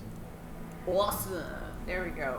And I I'll gave roll my myself the damage, and size. now you can make a DC 18 strength saving throw. Okay. 15. He fails, so he's Yeah. not prone. Awesome. So 4d8 plus 7 piercing damage. I'll just roll that. For some reason, I can't flip from D&D Beyond, so... may I borrow 2d8, please? Yes, you may. Thank you. That's what friends are for. Right. The mammoth times. I So just want to 6, hug your trunk forevermore. 12, 18 plus 7, so 25 Awesome. piercing damage. Right on. And I'm right up to him. There you go. Perfect. All right, anything else on your turn? I don't have bonus actions as a mammoth, apparently. You never so- know. Yeah. You could give him a little in his face there. All right. So, next up, it is the Frost Giant. It will use half its movement to stand back up again. Oh, well, fuck. And, Viri, since you're closest, I will get you to make a perception check, please. With the mammoth stats, I think. Yeah, I know. All right. Oh, I actually have better perception than the mammoth. That's good to know. 16. Excellent. You do see some of his cuts and bruises seal back up.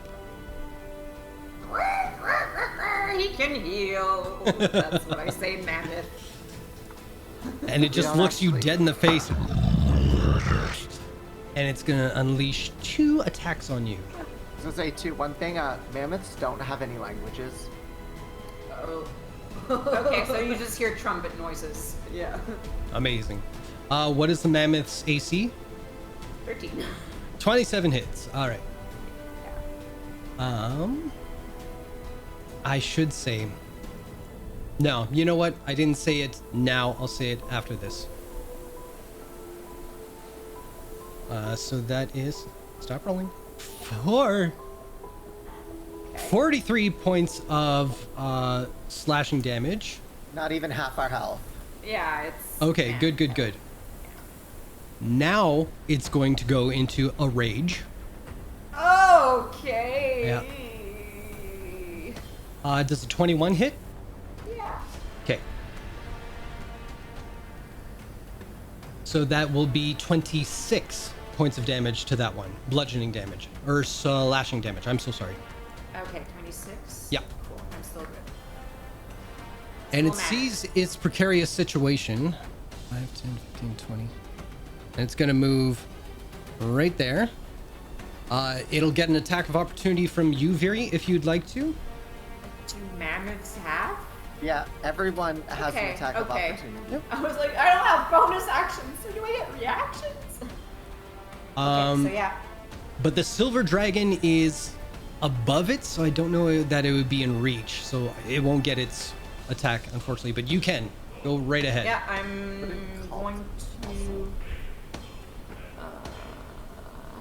Oh, so the stomp is only on a prone creature from what I can get, so I'll have the gore him. Go for it. 23. Hits. Cool. And another 40.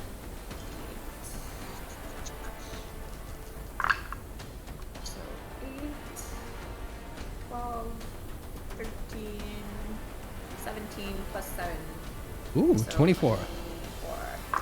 Nice. All right. And that is the giant's turn. It is on to Cult. Oh! Oh! Oh! Okay, alright. Never been a mammoth before, but let's see here. So he's down here. I've given myself a special circle. So I'm gonna use, what's my movement here? 40 feet. 40 feet, okay. Nice to know. 10. I am going to get up 5 to 10 feet into his space. Mm-hmm. I'm gonna have a look at the dragon, and I see that it's silver, correct? Yes. Would Cult know from reading that silver dragons are genuinely or generally considered a good creature? What is your mammoth intelligence? Oh, my mammoth, right. I even said this earlier. That's okay. My mammoth intelligence is a 3. Hey, big thing hit, shiny thing fly. And the dragon's flying right now? Yes. Okay. So we'll say that it is probably 25 to 30 feet in the air.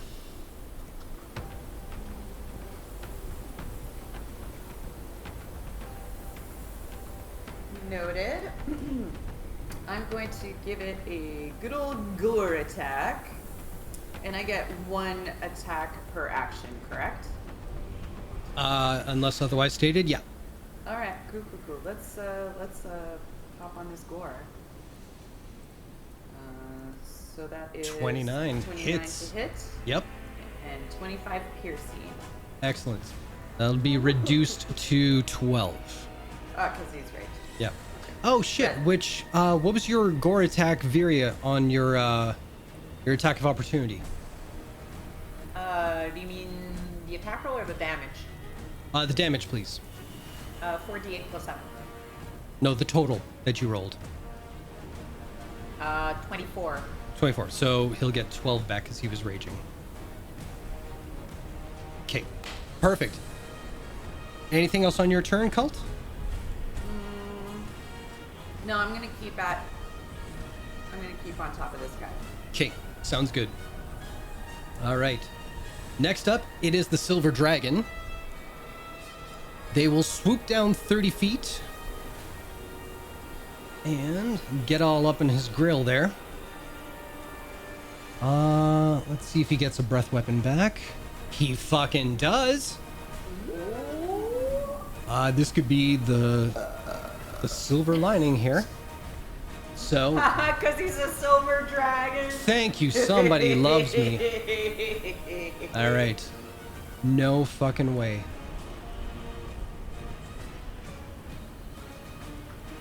Are you shitting me? So, you see this frost giant kind of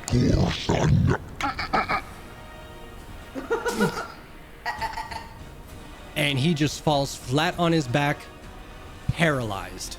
Oh, shit. So, the silver dragon will see that that problem's taken care of, and he will fly his remaining movement over just to hover above the rock in case shit goes south. And that is its turn.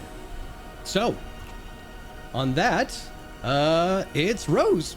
What would you like to do? You've got 2 things that were attacking you. Both are paralyzed in the ground, or on the ground, I should say, and a silver dragon flying above to your left. And you are a silver mammoth. Dragon. Wait, has a silver dragon attacked us? Not yet, no. Okay. I'm gonna attack the giant because that's what I was focusing on before. Okay. Just how far am I from the mammoth? What is my distance? Oh, I'm good. Okay. So I, as a mammoth, have this thing called trampling charge. Mm-hmm. Because I have more than 20 feet of movement towards a creature and hit it with a gore attack on the same turn. That target must succeed a DC 18 strength saving throw. Just have to make sure you can do it because you have to do a straight line. So you Yeah. have to reposition and still make sure you have enough space. Keep So in mind, I will. Fury takes up Yeah. how many spaces around her? So I you know. have to go over I to know. like this rock. So I'm just gonna actually move right here, and then from here start charging. But Well, you're you gonna see, be charging through Fury and Cult. hang on. Yeah, because you see the green circle that's around Cult? Yeah. Mm-hmm. It would be around Viri as well, and yourself. So you What's need the to green make. circle? That's how That's big my- you actually are. That's my size. If you go to Oh, okay. draw Yeah. shape and you can do a circle, if you do it around yourself and then select all of it, then it all moves with you. Okay, give me a second. I need to reload Sure. roll 20. Close up on me. No worries. Is it possible to copy that circle and then just put it around each player? If each player, I just repositioned myself so I was like in line with this guy, and then I did the circle around myself, and then you take the select and move, and then you just Drag and drop go them both? over it, drag over it, and then you down move with your circle. Gotcha. So I was Okay, so I'm over- gonna move right there then. he was here. Yeah. A little more just so you're in the square there. I'm sorry that the actual grid system was kind of screwing up with this particular grid system, so it's not going to lock you guys into the proper squares or anything. So we're going to move you right there, and Viri right there. Actually, I'm gonna do one step back because I need 20 feet. Cool. Go. And then, yeah, if And you've got... then I will charge. Go for it.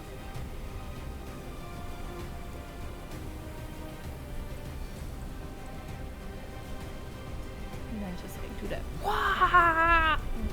Right on. And then go ahead. So make an attack roll.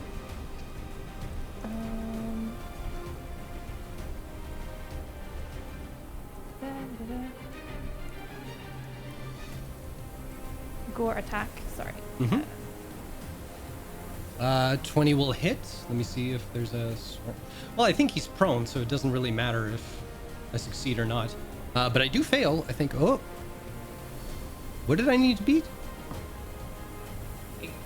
18. Well, I DC meet it. 18 for prone. He's prone anyway, so he'll stay prone. But Double prone. yes, I thought 23 he stood piercing up to down move. to 11. I was There. gonna say, because he moved away, he would have had to get up, wouldn't he? He's paralyzed. He's on the ground. Oh yeah, he's paralyzed. Yeah. Yep. All right, Rose. Anything else you would like to do on your turn? Well, as a mammoth, I think I don't have like triple actions that I can do. No worries. So I'm just gonna go with what a mammoth would sound like. Be like, actually no, I'm gonna get on my back legs and be like, yay! And be a happy mammoth. I'm a mammoth. Woo-hoo! And then do a mammoth sound, which is gonna sound like, roar! And then yeah, that's it. That's my turn. Fantastic. Amazing. Naghai Mammoth, you are up. Okay. I'm just going to attack it. Naga mammoth. My stomp. Yeah, are we all just like stomping on it? Like, So here's the thing. It's all with an advantage because it's paralyzed. And because he's paralyzed, because I hit, it's automatically a crit. So the 41, because the paralyzed condition is any attacks against the creature have advantage. Any attacks that hit the creature is a critical hit if the attacker is within 5 feet of the creature. Should Rose have had advantage and then crit? Yes. That is good. So, we can double my bludgeoning, or not double, I can roll it at 1, 2, 3. I can roll 4 d10s again on top of my 41. So 80 damage. Oh! Well, 80 bludgeoning damage. this is why I'm asking, because if we were saying that Rose would have crit, How do you want to do Okay. this? Rose, this is you, baby. Oh, it's me. Okay, fine. I would get on when I'm doing like my rear leg dance. Then I would just be like, wow, wow, wow, happy, happy, happy. And then I would, when I get back down, I just get back down with my front legs on the skull of the creature, completely crushing it. And then you have goo flying everywhere and just like splattering on the ground. Amazing. And I guess the creature does a little like sound when that happens. And then that's it. It's the end. Awesome. All right. So, you guys are seeing a happy little elephant dance. And yeah, you guys, pretty much that creature is down. The undead rock is still paralyzed. You don't know for how long. And there's still the silver dragon to deal with as well. So, now, Nagheim, what would you like to do on your turn? I would do the exact same thing. I'd walk over and stomp it.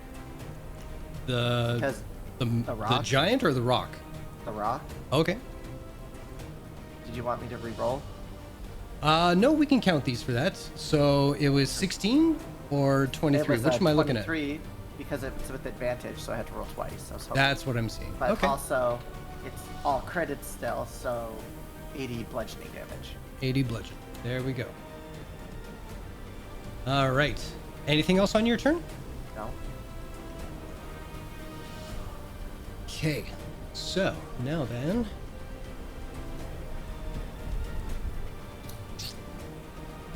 And with that, the damage that you dealt seems to have awoken it once again.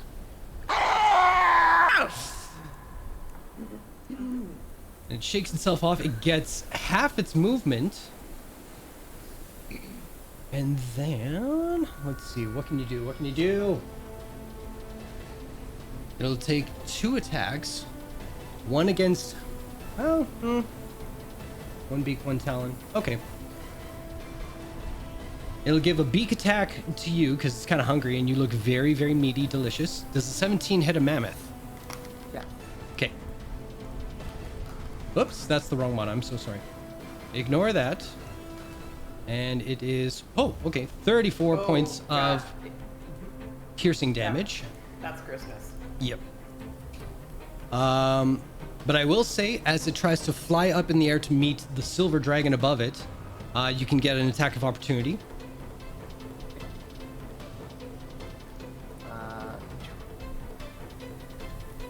27 for 22 piercing. 22 piercing. Excellent. Excellent. And then it is going to try and attack the dragon. For 26, I'm pretty sure that hits. And this is the correct one. It will do 24 points of damage. Now, let me just double check one thing. Good. All right. So it is now about, what did I say? Oh, come on now. It is about 40 feet above you all.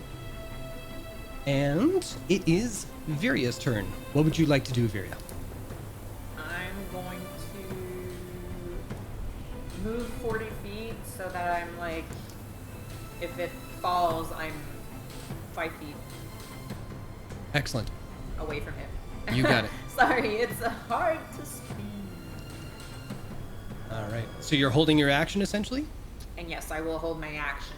Okay. I guess if it falls prone, I'll stomp it. Perfect. All right. Is that the end of your turn? Yeah? Oh yeah, that's it. Okay. Rose, Make a perception check. As a mammoth, Mm-hmm. I have passive perception. I don't have like a perception. Yeah, so it's your wisdom, so it's a +0. Okay. Perfect. So, it's about at the tail end of your celebratory, like, as you're up in the air with your hooves. Hooves? What are they for elephants? I don't know. Feet. They're feet. Feet up in the air, trunk bellowing like, I crushed it like a melon. You don't notice it's melon. Back together again. Yeah. And the frost giant winds up with its axe and takes a swing at you. Ooh. Does an 18 hit? Anybody? Does it hit a mammoth? Yes. It does. Thank you. 13. Awesome. All right. So Rose, you take 24 points of slashing damage. And as it stands back up, a little wobbly, it'll give you, well, now it's going to rage. And, oh shit, I hit the wrong thing. I'm so sorry. I'm pretty sure 24 hits, and so that'll be 34 points of slashing damage to you as well, Rose. But this is going to be the funny thing, because it tries to run away, but you will get an attack of opportunity, Rose. Ooh, will I do? Yeah, you bet. Oh yeah, you're in range too, right? Mm-hmm. Yes, no? Yeah. Yeah, I was. I will try to do stomp as an attack. Go for it. Yeah, Make an I think attack you roll. can only do that when it's prone. Yeah. Oh, it's a gore attack. Oh, yeah. Yeah. So, yeah, Oh, I okay. will Easy enough. Gore. Let's see here. 15 actually. Wait, hold on. Gore attack from Rose, 26. That'll hit. Gore attack from. That was the where's second Kels? one was an accident. Oh, okay, that's cool. 23 to hit is from me, I believe. Both of you hit, and it's funny because the giant goes. and falls down, incapacitated again. It's just lights out for the giant. All right. Next, Cult, it is your turn. What would you like to do? I'm gonna continue to stomp on this giant till it's nothing. Okay. Because it got up again. Mm-hmm. So stompy. 20 to hit, Hits. and that's 20 bludgeoning, I believe. Cool. And I'm just gonna wait here, watching it, Fair enough. Fair enough. because I think my brain can handle the simple concept. It's like, oh, it got up again. It might get it got up once. might It's get up whack-a-mole. Yeah. again. Yeah. Exactly. All right. And that's your turn? Yeah. Awesome. All right. It is the silver dragon's turn. It sees this undead rock rocking inside of its. No, fuck. No. I'm just not gonna. I'm not good with the quips today. Rockin' around Yeah. the Christmas. Let's see if it gets its breath. Holy shit! It gets its breath weapon back again. Ooh. Good lord. Okay, let me see one thing here. Perfect. All right, this is gonna be awesome. So, you see this silver dragon kind of, and out comes this stream. Viri is very familiar with this look as just a cone of ice blasts into this undead rock's face. Let's see here. Constitution saving throw. Boom. Imagine if I could cone of coal. Oh my god, it fucking failed. Shrunk. My god. Just like a snowblower, right? All right. So the rock is going to take, god damn, that's a lot of dice. 49 points of cold damage. Holy shit. Okay. And then, it's gonna attempt. No more. It's gonna move around to the rear of it so that if there's any chance of any flanking damage, you guys are right there for it. And yeah, that's its turn. And now it is Rose's turn. Rose, what would you like to do? I'm gonna move towards the rock. Is that you've been picking up rocks, haven't you? Okay, and now I know what they are. Wait, how much distance do I get to? 40 feet. Oh, it's maybe too far away from me. I'll say you don't have to maneuver around the giant. You could just walk over him. Yeah, no, it's a bit far from me. Also, so the rock is in the air.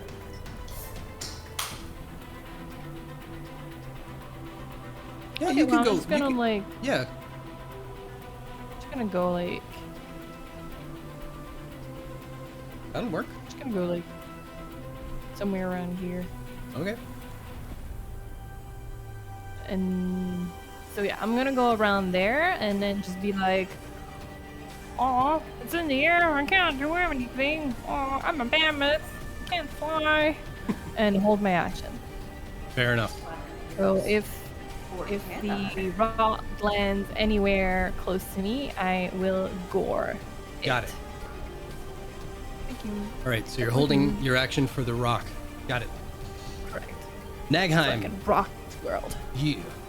And everyone's back to their normal shape. I'm gonna drop concentration. Okay. And Colt I'm just going shrinks to, back to this tiny bit with his foot just up. Sorry, I didn't mean to interrupt. I'm going to do guiding bolts on the rock. Go for it. So I'll roll my D100. That fails. I got a 15. 15. Nothing. Okay, that's my turn. Okay. Don't forget to mark off the spell. I Or know. is it a cantrip? It's a spell. It's a spell. Okay. All right. Any movement? Nope. Okay. So everybody got that? They're back to normal form now? Okay. Next up is the rock.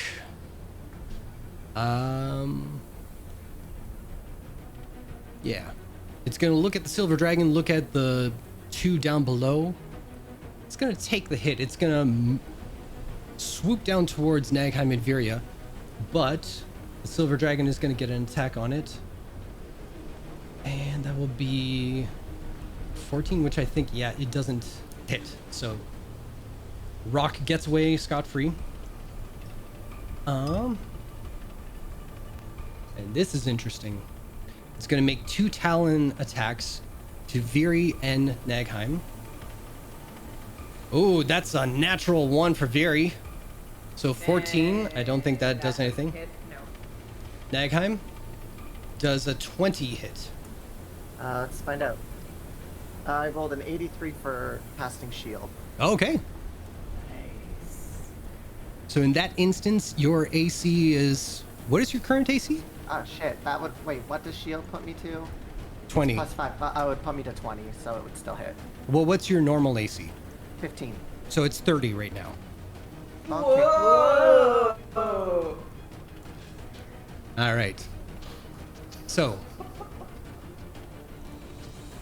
Friggin' pretzel gallery over here. what's this black circle over the... What is this thing? Yeah, that Does anyone know? was me trying to make my mammoth size, but I Okay. couldn't move it. No worries, no worries. I got you covered. All right, so it's about, I'd say 10 feet on top of you guys, and it's just gonna stay there and try and peck your eyes out. All right, but with that, Viri, it is your turn. It is 10 feet above you. What would you like to do? 10 feet above me. Can I? I'm gonna try and Misty Step so that I'm on him. Hmm. So I'll roll my D100. Go for it. Wait, I need to find my D100. There we go. 78. Ooh. That's good, that's good. Go for it. Misty step on top of him. Yeah, so you do. He's 10 feet above me. I get 30 feet, so Cool, cool, cool. whatever, like that 10 feet plus the rock. And you only have like the one level of spells, right? Yeah, they're all at level 5, Okay, so mark that off. but Misty Step doesn't scale, so Yeah, no, I'm just saying. took out my spell slot. Yeah. All right.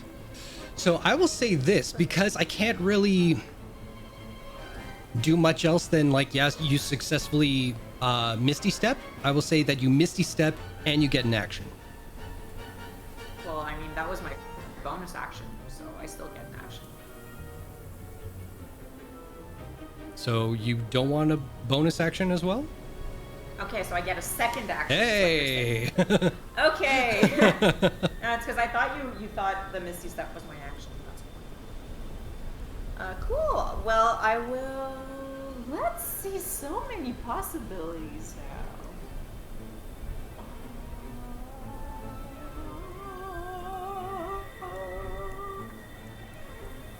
This thing looks pretty undead. So, well, I'm going to and cast. Wait, I cast Misty Step. Sorry, I'm confused. I'm not sure. Yeah, I won't be able to cast another spell. I mean, it gave you an action. Yeah, but you can't cast 2 spells in a turn. Unless it's a spell and a cantrip. Yeah, exactly. That's what I'm saying. I mean, it gave you an action. Okay. What do you want to do? Bending the rules. I will cast Spirit Shroud on myself. Oh no, that's a bonus action! Ah! I'm reading the sickening rate. I can't fucking read, you guys. No, because that's sickening rate. Spells, am I right? Yeah. Yeah, no, fucking. Oh, I know. I'm gonna go all ASMR and start flowing. I can't fly. I'm a scourge. And this is so annoying. I'm getting distracted because I hear myself. Oh, jeez. That's why I'm like spacey right now. So yeah, I will use my radiant consumption as an action. So I start to radiate bright light in a 10-foot radius and dim light for 20 feet. And I will deal 13 extra radiant damage Cool. on an attack spell. Excellent. Yeah, I think there's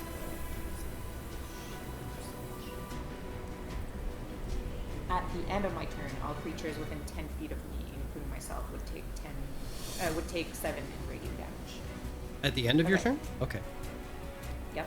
Cool. It's been a while since I've used this, so I have to. Been a while. And then my other action, I will use my sword to stab. Let's see it. Stab.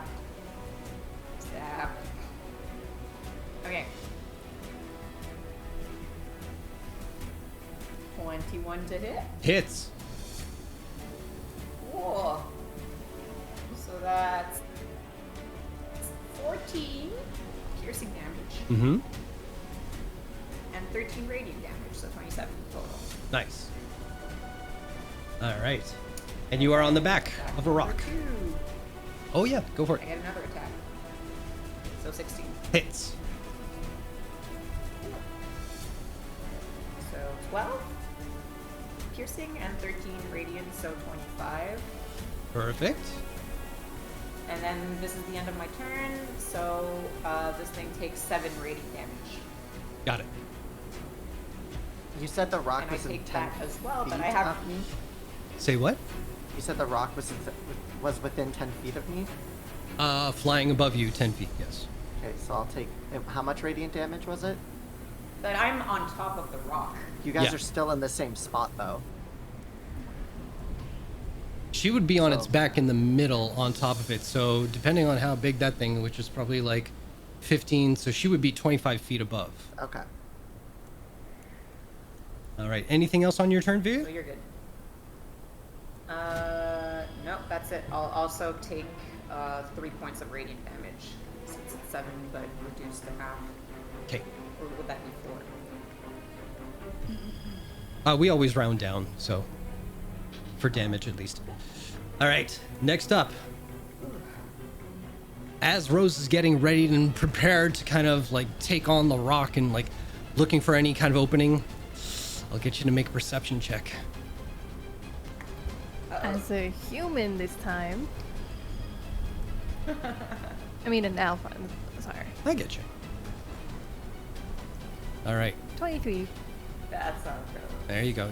Now you hear the of the giant behind you reassembling itself, standing up, and about to crack your skull.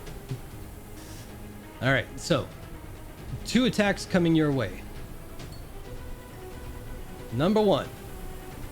Does the 22 hit? Yes. Okay. You will take 34 points of bludgeoning or slashing damage, halved to 17. Because you're still. Oh no, you're not raging anymore. Never mind. It's the full 34. My apologies.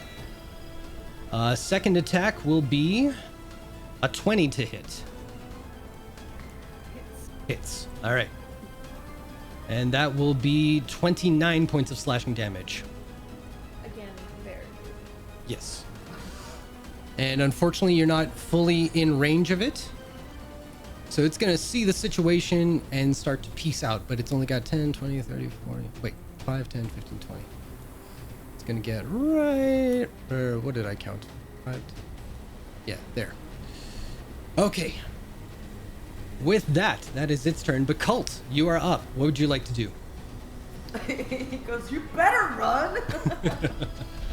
And seeing that the frost giant has turned tail and run, he double checks to make sure he didn't turn undead by accident. No, he didn't. Okay, it's just that fucked up. So he's going to move. Okay, 5, 10, 10 feet over, and he is going to. It would.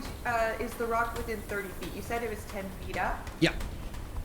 Is it within 30 feet of me right now, where I am? I think you might just make it. If you want to move up 5 feet, you would clear I'll it for move sure. Another 5 feet? Yeah. Perfect, let's do that.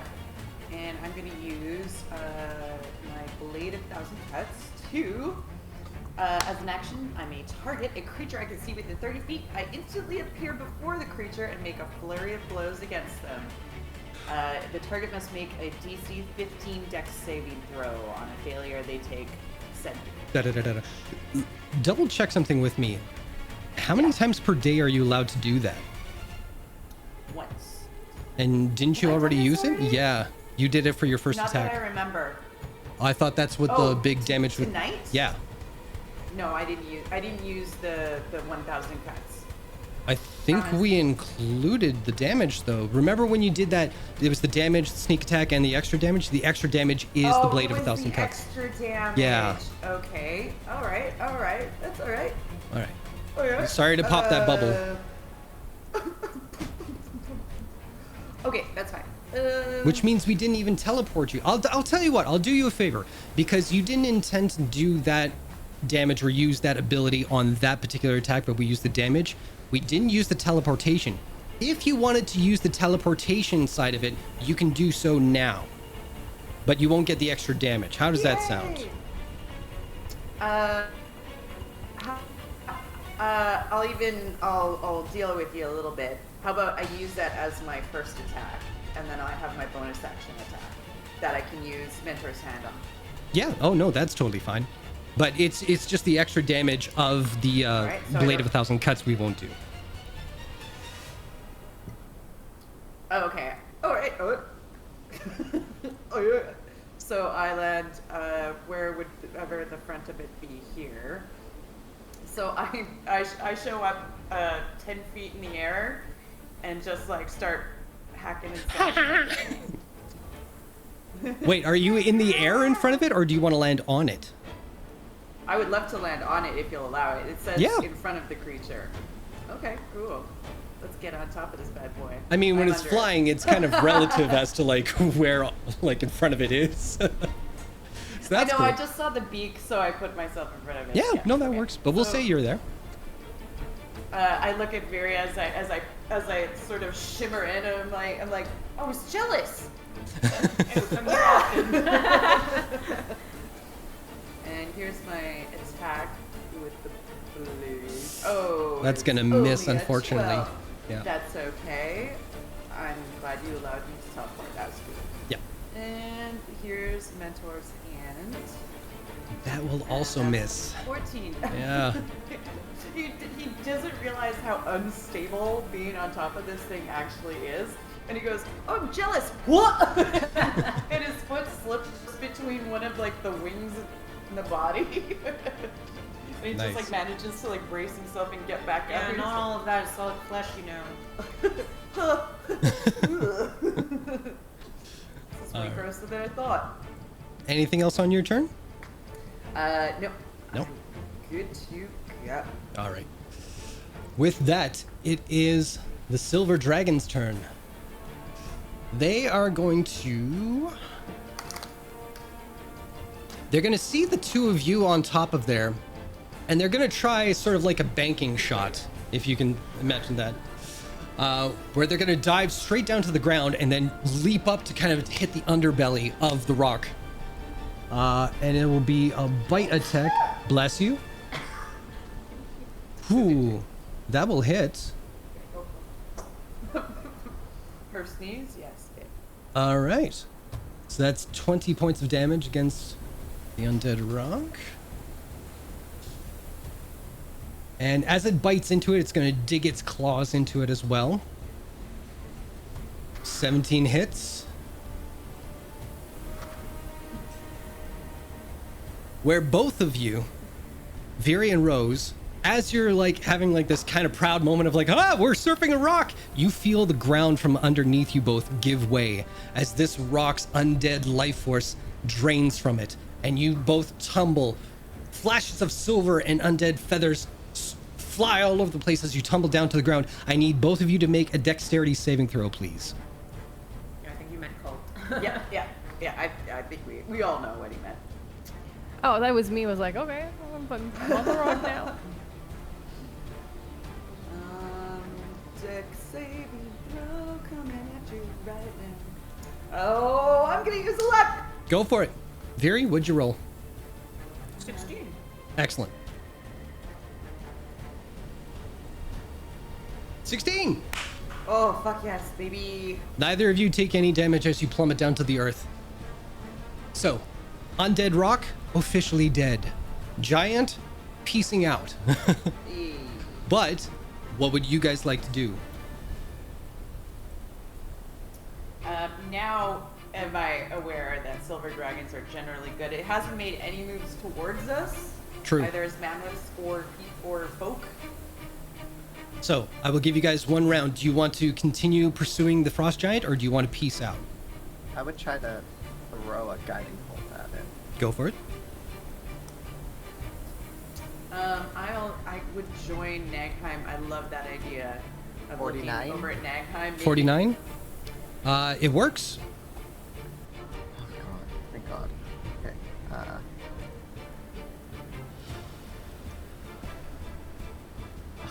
A 12. 12. Okay. So once more, you see the frost giant and just like face plant into the snow. Is affected by radiant, so it should not be able to regenerate. This is true. I don't know how If it's- Nagheim if knows it's- that, but that's fine. It's undead. Oh, and no, that- it's not. But that's fine. Did she say it was undead? No, I did not. Oh. The rock. I Viri? said it was undead, but I didn't know. Viri? I don't know. Yeah, so for my turn, I'd like, as a bonus action, to turn off my radiant consumption so I don't hurt anyone. Okay. Can be done. And then as an action, I'll Eldritch Blast. You.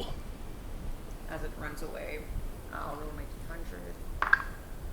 d100. 17. That hits, I believe. Yeah. Oh no, but for the D100, that was my percentile. Oh, no, nothing. Okay. Just fizzled out and then go like, fuck.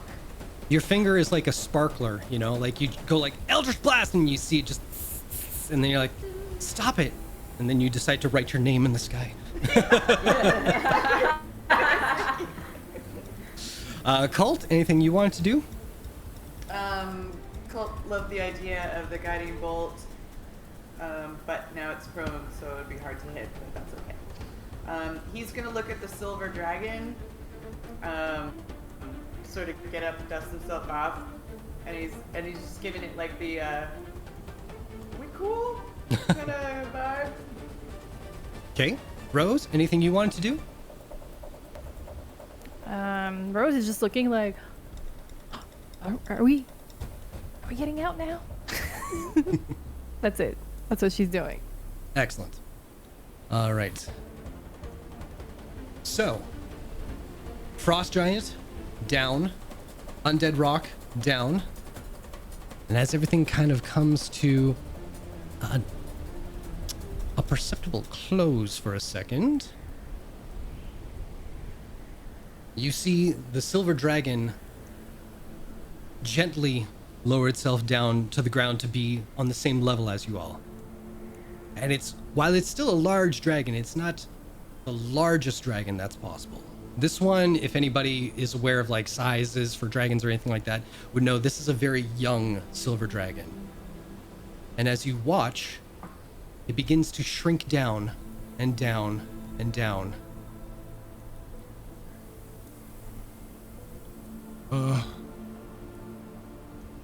You all weren't supposed to see that. I mean, That was fucking amazing. incredible. I'm glad we saw it. Wait, so are you We should keep going. dragon? Did you? He just turns and starts walking away. As you're asking these questions, I'll get you to make an insight check, Viri.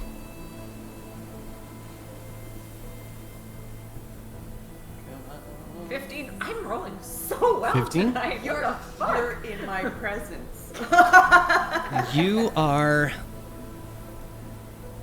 You're aware enough to know that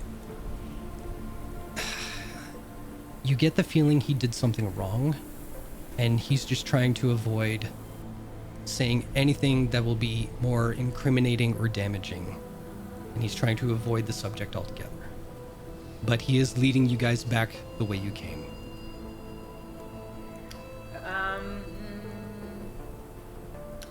I won't push any further, but I will go, we won't tell anyone if you want to. That's it. He just kind of sheepishly doesn't look at you, but just kind of gives you a little nod as he keeps his head down.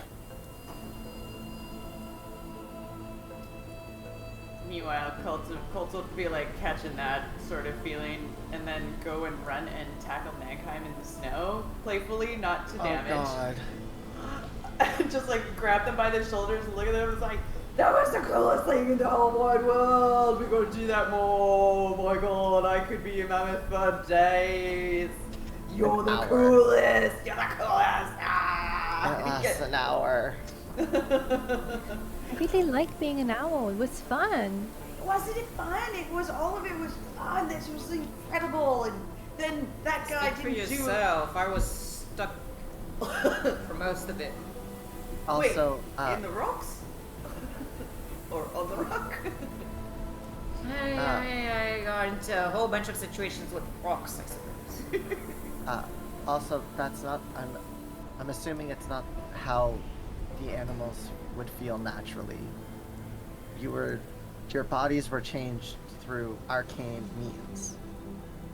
It wasn't like a permanent thing, so I don't know how it would actually feel to be said thing. I mean, it was still really cool. Oh, it was just really fun. Even for an hour, I'm down to go. I'm down to go whenever. If you need to do it to me, do it to me. I'll be anything you want. Yeah, is that something you're able to do again in the future, that guy? Well, they've everybody? done it several times. Probably not, but yeah, this is not the first time I've used this magic. Oh man, I like only all the thought- group like were wolves or were dogs or like that was cool. I only Like a team I only bonding thought- thing. I only thought you could do it to yourself. I didn't realize you could do it to one of us. I turned a giant worm into a butterfly. And they did turn me into a raven once. Oh snap! And I That's did right. I forgot. It was the excitement of all of us being mammoths together. It was really wild. I loved it. Here, let me get you up. You just you on. Make sure you're warm. The scarf's nice and tight. Your mitts are on. Sorry, just really excited. We should We should catch up. Oh yeah, okay. And he just jogs off, all like just buzzing still with excitement and Hey Rose, are you okay? A little bit roughed up. I think I'm okay now. Now you're dead. What I'ma was give that you- for?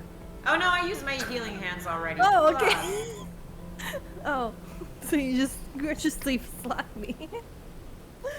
Yeah, I'm like, oh shit. You take 2 I points of forgot. slapping I did- damage. Ow! I'm sorry. I wanted to heal you, but things aren't working. I think. I guess this was a loving tap. Without the love. So just a tap, yes. Next time, aim for my ass. That's what. That's an invitation if I ever heard one. well then. All right, so I mean, if you're gonna slap something. I don't have any potions. So now then, picking yourselves up after the skirmish and setting your course back east towards the hidden village, there are a few small blessings to be thankful for. The high walls of the mountain range kept most of the snow at bay. Leaving the shadow of the mountain range let the sun beam down on you, giving warmth to your face once more. The environment is still well below a comfortable temperature, but at the very least, it is not unbearable. Though travel has you feeling a bit more cautious, looking over your shoulder more than once to determine if the outcropping of an obsidian rock is not the shadow of a predator lying in wait.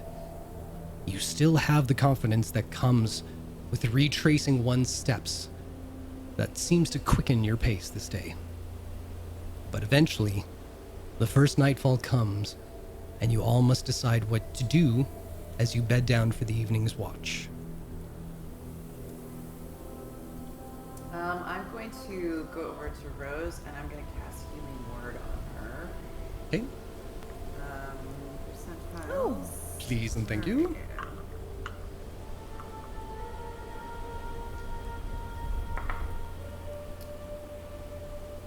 I think it's a 1 or a 100. Oh, the zero, all zeros is 100. So I got a 1. You got a 1? Yes. Mark off another level 1, and nothing happens, unfortunately. The milky greenish smoke sort of comes off his hands and it just sort of goes and nothing happens and he keeps touching you and no smoke and he goes, oh, sorry Rose, I was trying to give you a hand. It's fine. We're about to get some rest anyway. Okay, I just wanted to be sure. I just thought I'd burn it off before we went to bed. And Cult, for the rest of the evening, your hands feel perpetually sticky for some reason, but you just oh my can't. God, Yeah. you know my nightmares. Yeah. You know my nightmares. And it's just like right in the cracks, you kind of have your hand like scrunched up and you're like, you feel like there's still some in there, and you try and work it out, and no, it's Like still you there. grab It's the just syrup there. bottle And it's Yeah. all on the outside and you're nowhere to wash. And then you Oh, God, find it's like so one speck hard. still there that sticks to the counter. Yep, that's you. Even after asking Nagheim to presto it, nothing happens. They're still sticky. Yeah. He's going through a total Lady Macbeth. But again, the evening has come for you guys. What would you like to do? I guess I'd like to attempt to put the head up. Rose? Rose, were you going to say While something? this is going, Yep. while this is going on, Rose is gonna be like, "Well, I think I'll take the first watch. You know, like usual." Oh can do the same thing we did earlier, where Colt and I can stay up for 2 hours during keep company. Yeah. Extra set of That's a eyes. good system. I Nagheim? rolled a 99. Excellent.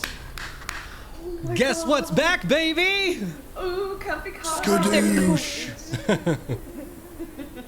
I was hoping that would happen, actually. Hey. Oh, that's amazing. Apparently, I was watching it roll and it hit, saw the 90. I was like, cool.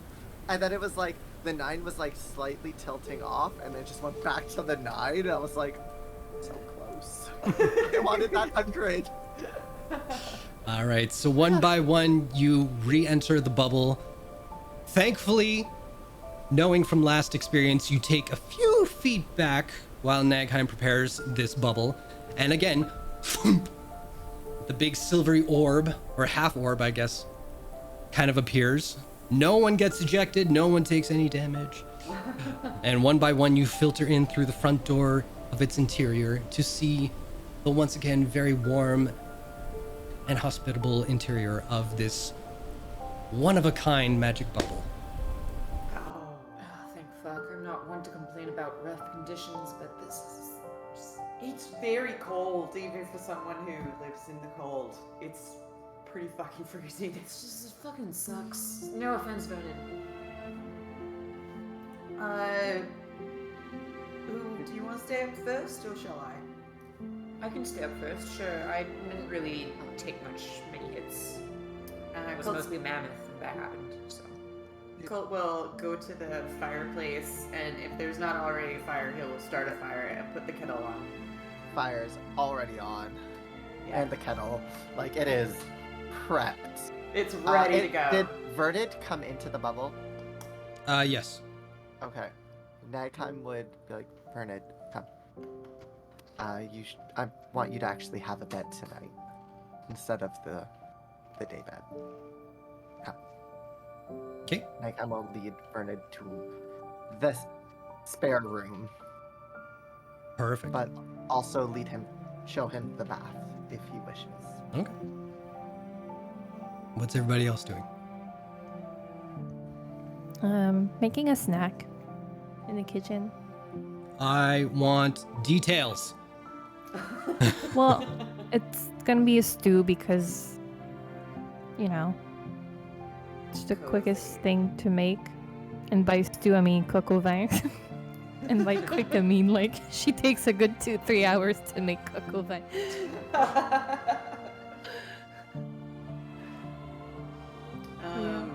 Well, Nagheim guides Vernon to the bedroom.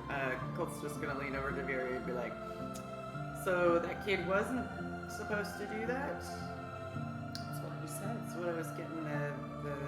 Maybe I know we're supposed to be. He's looking out over like at Rose, like getting into the kitchen. He's like, maybe we do hold one thing back.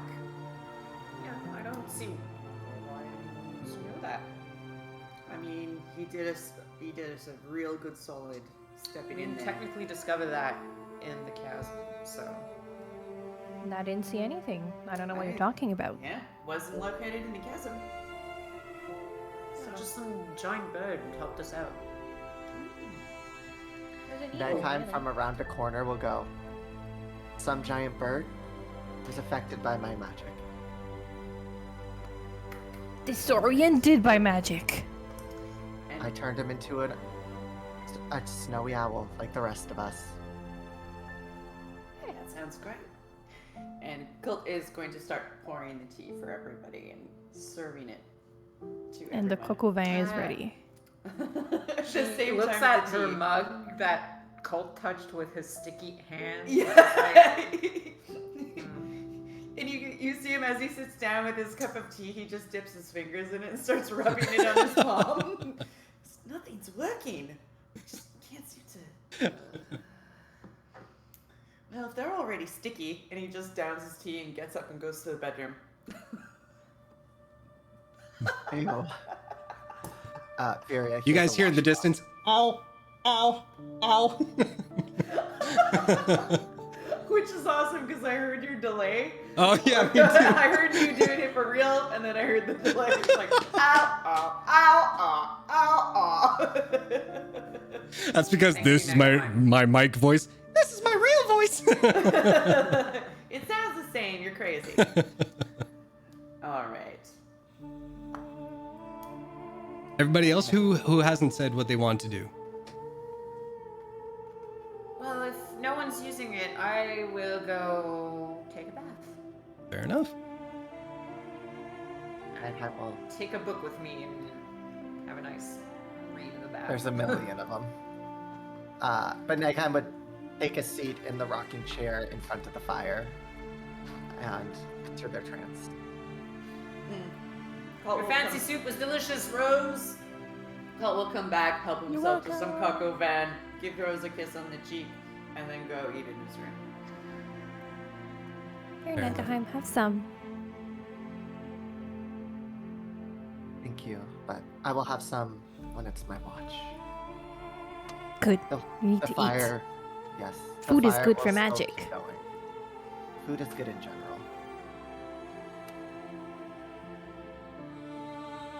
All right. And I do the watch. Do the watch. Who's Now- watching with me? Yeah. I'll take 2 hours with her. Okay. So you all agreed to do like shared watches for the elves and everything. And Very herself agreed to 2 hours, but she was late because she was enjoying the bath too long. Got wrinkly dragon claw. No, it's not Exactly. late. It's just Claw early. started to Early. melt a little. And it's just this little spindly thing, and you're like, oh, I gotta get out of here. As soon as you get out, it starts to reconstitute. Riri comes out of the bathroom and there, she still has a little bit of bubbles on her claw. Yeah, but from the bubble bath. Took From me the a bubble while bath. to get there because I was like, it's like my skin was Bubble bath. like, From the bubble bath. they're frozen actually. Yeah. If you want to use the bath, I can. Oh yeah, I'll have a quick soak. Yeah, go for it. And I go and take a bath and I go scrub, scrub, scrub, scrub, scrub, scrub, scrub, scrub, scrub on my shaven head, and I shave the head. With your There you go. axe. I would imagine that Nagaheim has probably some shaving supplies. I don't get facial hair. But like Body you've hair. organized this hut around everything and everyone, so probably there's some shaving supplies somewhere. You don't know if you've ever had hair or if you shave. Fine, You've I never will mentioned take a that. dagger. I will take my dagger, and there you go. Shave a little bit. What are we arguing over? I know. Rose shaving her I head? don't know. I don't know why I dove into the pedantics of that. I'm like, nope, let's get into it. I'm like, no, come on, leave it alone. All right. So both of Anyway. you, please make a perception check. Oh boy. It got real quiet all of a sudden in the music department. It's just like, this is a big perception check. I will reload my D&D Beyond because roll 20 because for some reason my rolls aren't loading in. Okay. In the meantime, Rose is going to But that was an 11. What was that? I'm sorry. So in the meantime, Rose No. is out of the tub. Sorry, Very. I was talking to you. I'm sorry. I got you, Rose. You're solid. That was an 11. 11. Okay. Thankfully, Rose took care of that. Nothing to worry about on the outskirts. So unless there's anything else to be said between you two, we'll go on to the Yeah, second watch. I would eventually go to bed just so I can have my 6 hours. Gotcha. Good night. Good night. Wake me if there's anything. In the meantime, Rose will just like pop into everyone's bedroom, and if I notice that anyone's like they need like retucking, like Rose will go and like tuck you back into your blanket and just be like, oh, I see a toe, and then just tuck you back in. You're Colt sleeping would and be- not wake you up. Colt would be fully clothed with like the soup bowl on his chest and like an arm hanging off. I will take the fall back and just like tuck Colt. Just like, oh, you're gonna get cold like this. This is how you get frostbite. And then, yeah. And then when I would get to Nagaheim's room, I don't know how he sleeps, but I would imagine that Nagaheim sleeps much more classy. Nagaheim's asleep in the rocking, or meditating, like in the trance, in the rocking chair. I just go, okay. Like, in front there of you the fire in the main room. And Alright. how is Viri sleeping? Like this. I will That's- take the blanket and fully pull it up to your neck. I feel called out because that is actually how I do sleep. Thank you very much. That was really fucking close. I'm like, computer, brand new pool table, Jason's everything. I'm like, there's a pool. Fuck you. In the best possible way. You wish you could. No, for real, Viri is sleeping kind of like on her stomach, just kind of like sprawled out. Pillow over the head. She punches really hard. Elaine, what No, are you doing here? actually, Roses gathers a few pillows and puts them around Viri. Yes. She knows what's up. Excellent. And then, there you go. And then eventually Nagaheim comes and looks over. There you go. All right. So, is it at the beginning or the end of Nagheim's watch that Cult would join you? Cult would be at Probably. the end, so Cult gets the full 6 hours. Gotcha. You got it. All right. So, halfway into your watch, Cult comes bouncing down the hallway. Like More Tom like Bombadil. Yep.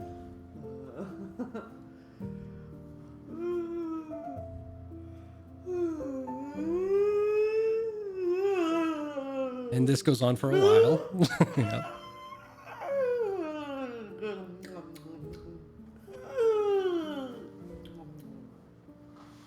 I totally made my own eyes water there. Good day. Morning. Morning. Morning. How you doing? As fine as anyone can in the middle of here.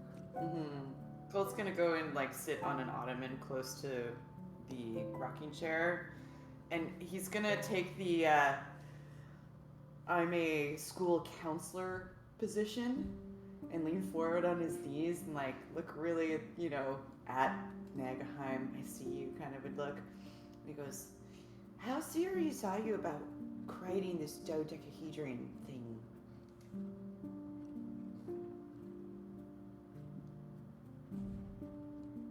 I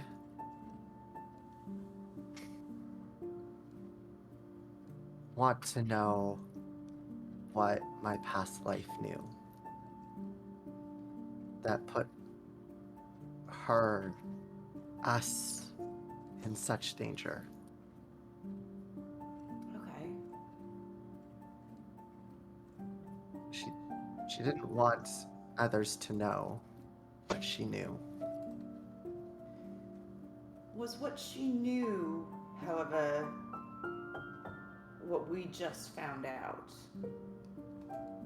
And he looks genuinely curious, nothing accusatory in his voice. So for that, I will get Nagheim to make an intelligence check. 11. It's good enough to know that you can't say yes or no to it. Yeah. The only ties are that it revolves around a dodecahedron. That's the only connection so far. Yeah. You don't even know if this has anything to do with anything that happened in the Underdark with all of you. But you're not willing to admit that there isn't a connection. Is this something that you're going to take years studying to look for, or is this something you want to do right away?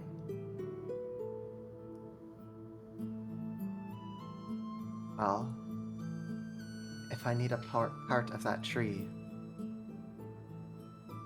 when this is over, if I do not have that, I may have to adventure on my own to find it. But research takes time, sometimes lifetimes. The reason I'm asking is I need to know, at the end of this with the cult and the seedling, if it comes down to it, we've got to destroy it. That's where my head's at, okay? I'm just letting you know. Here's Being transparent with you. my worry. The Tree of Names is no more. What's going to be powering the dodecahedrons? What's going to be powering the entire religion of my people? The dodecahedrons that already exist is what I'm sort of figuring. They created the dodecahedrons, I believe, with the tree. I believe the dodecahedrons allow you to look into what the tree provides. And his eyes sort of go wide as he kind of realizes, like, there's got to be a tree somewhere. And if you destroy it, yeah, go ahead. Sorry, I'll get you both to make a history check real quick. Thank you. I felt like I was floundering there, and I'm one. like, oh no. Oh, 21. And that one is still a 16. It's still 16. Well, I'll say you're still kind of trying to piece together a spider web that makes everything make sense to you with all your experiences still. So your headspace is in there. But Cult, as you're saying these words, you're kind of retracing the facts that you got, and you're like, oh, wait a minute. It's not that the Tree of Names is gone. It's that they recreated multiple Tree of Names, and those exist within the dodecahedrons that they constructed. So it's like they took a branch from, essentially, we know the Tree of Names from previous other streams and what that looks like. So the druids who created that Tree of Names in the first place, they gave one to Avalier. Avalier took a branch of it to kind of reconstitute and see if they could remake another one, which they succeeded in. And they sent it off to their other sister cities to see what they would make of it. When it reached this place in Frostbogen, they said, oh, well, let's take a branch as well and see if we can make more of these as well. And they made multiple Tree of Names. And from those, they came up with the idea for the dodecahedron, the Luxon Beacon, and put each of those within a pocket dimension in them. So for each dodecahedron or Luxon Beacon that is out there, there exists a Tree of Names within its space. Okay, that's what I figured. Okay. So it's not that, like, I the was original on that Tree of route. Names is gone. Yeah, just the way you were wording it, I was like, I think she thinks. No, I was Okay. I was wording it poorly, but that was I think I would. Yes, thank you for that history check. I needed it. Okay. As Nagheim and Cult sort of just give information back and forth, that's sort of It pieces itself together. where they get to. And Cult looks like he's gonna get about another nosebleed, and he goes, I really don't know what to do. Maybe I'll just focus on stopping the cultists from, like, raising this horrible thing. Let me overthink everything. You're welcome to it. It is all yours. If you need me to stab anybody behind you, turn me into a big stabby elephant. I don't think I can make you an elephant with hands. I'm still trying to figure ways to turn myself into a sphinx. Ooh. Oh, that'd be cool. I wouldn't say no. Just in case you needed to try it out. I feel like the sphinx is a creature that would represent me the most. I hear wizards turning themselves into dragons, and I feel like that's just very cliche and overdone. Imagine you're fighting some giant beast on the waters, you know, tentacles everywhere, and you turn yourself into an ice dragon or something. Ugh, the cliches. But a I mean, sphinx. I kind of like that. He's thinking back to all the adventure stories, and he's like, "Well, all my heroes, with all the wizard heroes turned into dragons. I kind of like that trope." But he's like nodding. It would be something unique and fitting. Just quickly back to touch on this bacon business, this Luxon bacon making your own.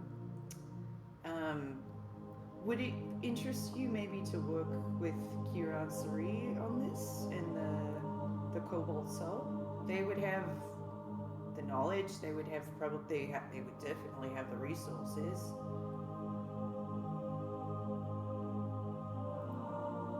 I'm just afraid of you going down that hole alone. I feel as if this alone is an issue for the drow. I feel as if a drow should be the one to do it. And if you look behind Negheim, slowly appearing in the hut is four like wire, like, I mean, similar to the wires that were in the building. They kind of would start coming out of the ground and create like a little pedestal thing. Not pedestal, but yeah, that you could set Yep, you got it. a dodecahedron upon. Feel as much as they want knowledge and can preserve it, you don't know when political unrest can happen and sides must be taken. And I would not want anything to be able to be used against my people. And if I am in the middle of nowhere in a hut where only 3 people can really get to me easily, I feel like that would be the safest bet to study it. Well, I'm with you. If you want to, I'll be there with you. I'll help you do the research. My goal- I don't want you doing this alone. It's a lot. My goal would be to change how the transportation can work, where we could potentially travel between each of us with ease. So I might be doing parts alone, but you would always be able to get to me. I just think if you are going to be wielding something like that, you gotta have someone else to bounce these ideas off of. Well, we have a friend who lives, well, I guess not north of here, who is a little interested in the sciences, and who is also a drow. Does Colt know who this is? I don't even know who the fuck this is. Zin. Thank you. At Oh. least someone remembers Nora's character. Oh shit! Oh my Jesus. god! Oh, honey, I'm so sorry. I didn't even think about it. Plus, we also there's like a water pipe that's really really loud in here, and it was going. I was like, I thought that was Xander's Nice. thing. I'm like, No, wow, that thing no. is loud. it was in the room with us. We're Gotcha. like, but yeah, it's not a water pipe.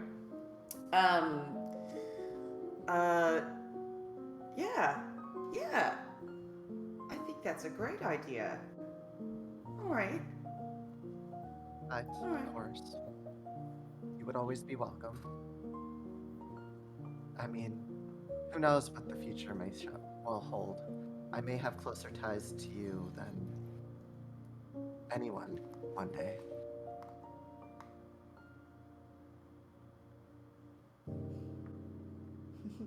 But we should be getting everyone up. Yeah, we're gonna. I think this would be some good information to share with Mary and Rose. Maybe not Bernard. It's not really his business, but what we plan to do in the future. But Think just so they know. that should stay between us until we leave here. What you plan to do in the future? Well, if we bring it up now, Vernon may hear. Oh yeah, no, that's totally I know, I got it. So until we leave this hellscape. It's not as fun as I thought it was gonna be. I thought it'd be interesting to wander about the snow-covered fields, but yeah, it's kind of awful. It's really cold. Terrible. But should wake everyone up so they have time to adorn their armor. All right, and Colt's gonna get the coffee brewing, Okay, and we'll rouse everyone up. sounds good. Good morning. You're just kind of like, how did these pillows get here? What do you mean how? You know how. Carefully extract yourself out.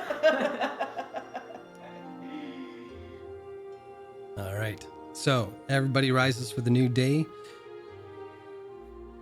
With the new morning rising on the horizon, you all continue the rest of the journey east, and without much trouble, you find yourselves on the opposite side of another great chasm. One with a haunting glow. That looks kind of like this. Haunting glow from deep beneath the surface. A long ice bridge extending from one side to the other, and a great, looming and terrifying face etched within the side of this ice-tipped mountain. Passing through the gaping maw of the mountain face, as the ache in your joints and the stiffness of your bones and body ease, it brings tears to your eyes. The humidity of the interior of this cave washes through you, and the feeling of safety allows your body to lose its anxious grip. Before you even traverse half the length of the lake that sits in the middle of this cavern, you hear horns bellow out in the distance. With each step towards the hidden village, you notice great bonfires come ablaze along the ground level, close to the lake's shore. By the time you're close enough to make out the bustle of the villagers running around and setting up tables and chairs, mouth-watering scents of cooked meats and spices have already wafted over to greet you.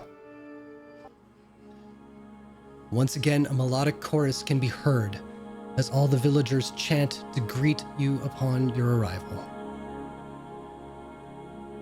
Vernid walks up to the group as many of them pat him on the back as he makes his way through. In the center of the crowd, Aloysio, who once again places her hands on either side of his face and leans in to touch her forehead to his. They whisper a private word to each other before she places both her hands on his shoulders to hold him at arm's length and see him as the man he has now become. As Vernid walks deeper into the crowd to embrace his family and friends, Aloysio walks away from the crowd towards you all. I'm glad to see you've all returned safely. I recognize that there is much to be said between us before the day is done. But please, feel free to take food and time to recover yourselves. When you are ready to speak, you will find a rounded hut at the far edge of the village along the border of the forest. When you see smoke rising from its top, you'll know we are awaiting your arrival. But again, take time to collect yourselves, and we will speak soon.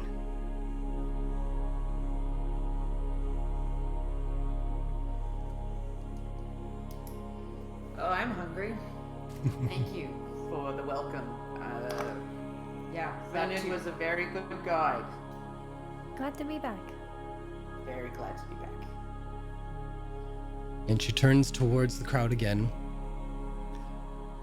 And this time, as you enter the crowd, there are some familiar faces that you recognize. Maybe not one-on-one, but from your past experience.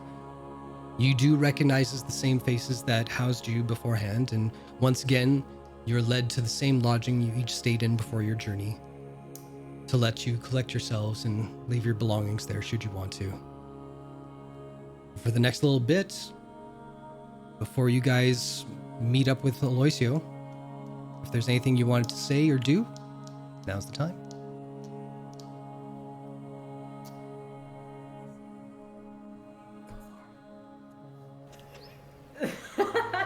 Okay, well, I'll go first.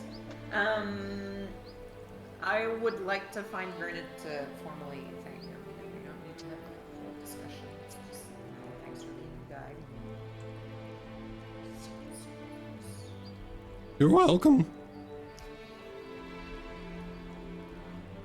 Yep, you did great. Enjoy the food. Walks away. I will stack some food onto a plate for myself. Excellent. And while I do that, I will kind of like look around, see if I spot the person with the glowy eyes. Okay. Glowy eyes. Make a perception check. They're right behind you. Stop reading my script. 18. 18. You see a lot of people. You don't see him, though. And that's a high roll, so I'm not... Yeah. Yeah, no, well, obviously. I will make my way over to my cabin. Okay. Everybody else, anything you want to do? I'm seeing no's. All right. We'll just eat and go to his cabin. Okay. Fair enough. So, before long, one by one, you all kind of regroup among the crowds, just looking out for each other. And you decide to trek over to find where this hut is that you're supposed to be meeting up. And passing by the outskirts of the village, you can see the tree line that leads to the eastern forest. And as noted, you can see a thin trail of smoke extending up towards the high interior of the cave. And there, just at the forest edge, is a lone leather-wrapped hut where Aloysio said she would meet you all. Right there. Upon entering the hut, you can see that there is a pale blue fire crackling in the center. Opposite the flames sits Aloysio, who nods to each of you as you enter the hut. She motions around the fire to numerous cushions and pillows that have been left out for you to sit in comfort. Once you are all seated, she places her hand upon the ground in front of her, and you watch as a thin circle of ash begins to appear that encircles the blue flame. Lines branch out from the inner circle of ash between each of you, creating borders between every member within this hut. The ash extends up the interior walls of the hut to the center ring that opens to the air outside. Aloysio takes a deep inhale and holds it for a moment. And as she releases her breath to the blue flames in front of her, the glow of the fire before you all ignites the ash in a similar blue glow, extending all around you, beside you, and up the walls surrounding you all. For a moment, there's a slight feeling of dizziness, a sense of uncertainty as to where you are in this time and place. But the moment is overtaken by a singular scent. It's a scent that takes each of you far back to a time when your senses discovered something new, something pleasing, something that imprinted upon you a feeling that you would come to know as peace. And I would like to go around, and I would like each of you to describe what that specific smell that reminds you of your happy place. We'll start with Viria. You had to peek off, didn't you? I know, right? For Viria, I'd say it's probably kind of like the smell of petrichor, but you know, like in spring when snow's melting, like that general like scent of humidity and decomposing stuff after spending like a winter under snow. Just that freshness. Gotcha. Freshness. For Nagheim?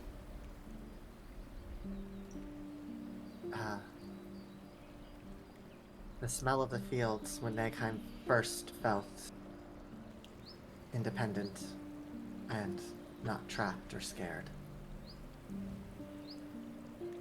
Rose. The smell of a bonfire. And Cult. The smell of a fresh cut tree branch from the estate when him and his brother and his sister would cut off branches to have sword fights with. Each of you, including Aloysio, have inhaled the smoke and fumes to allow a truthful conversation to happen between you all. What questions she may ask will need to be answered truthfully.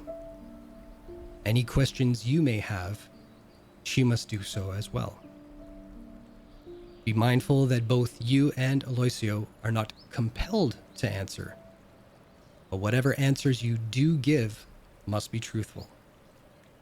And should there be questions that you choose not to answer, be aware that there could be potential consequences. Not saying that to sound threatening, just a reminder of what was agreed upon before setting out on your journey. Now, is everybody feeling ready? Emotionally, no. Panic. Physically, no. Mentally, No. I'll let you guess that one. No.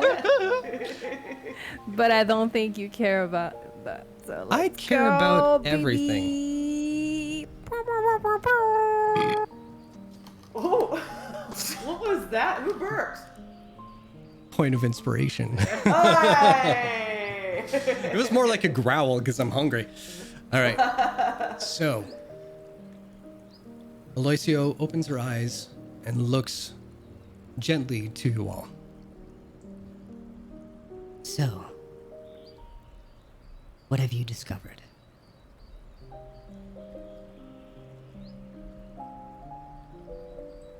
Well, we've discovered a civilization of the past. Well, ruins of the past civilization.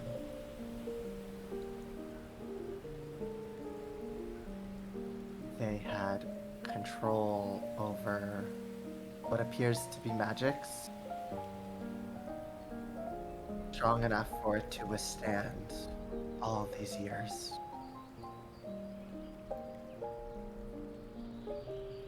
Which personally leaves me to believe that is why magic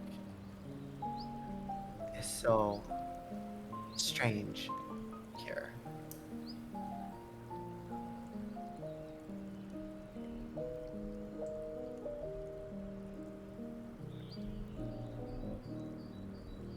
Anybody else? Who is she? Is she asking? She's asking the group. Yeah. Pretty much what Nagheim said. We did Vines? find records. There were weird vines, and there was the console, and This illusion Important of a for tiny structure, I man think. told us about a bunch of stuff regarding the Tree of Names. oh yeah, the Tree of Names and the seedling, and the scientists didn't seem to like the druids, but were working with them anyhow. Which of you understands fully what you learned. I'll point to Nagaheim. Please tell me in as much detail as possible what you have discovered.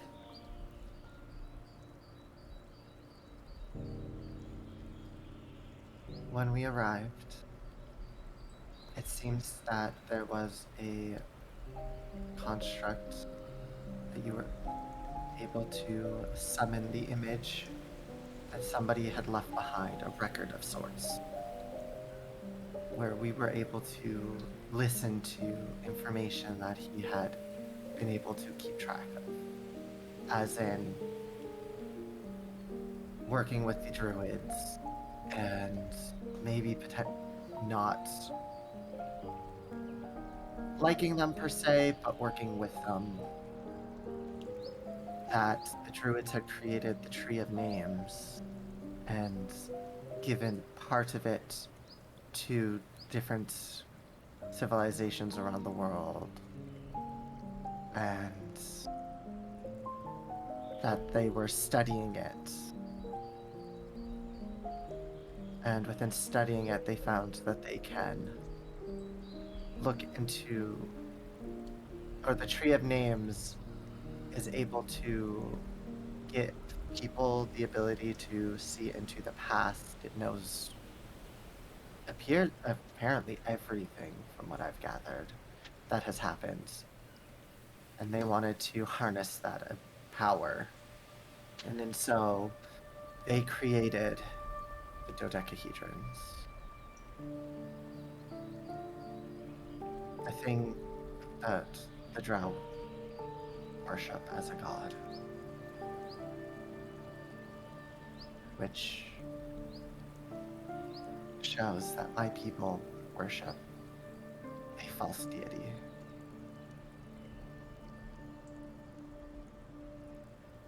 And if that information were to get to them, who knows what would happen. So I will ask you all. This information, what is its significance to you all? Well, we think perhaps the cultists were trying to stop our looking for these dodecahedrons. But other than that, we don't know. At least I don't really know what to do with that information. I don't really particularly care about it. All I understood from it is that the octagons are really important. I believe that the cultists may be trying to acquire a dodecahedron themselves, or what could be inside of it, to find a way to maybe release an old god that has been locked away for many lifetimes.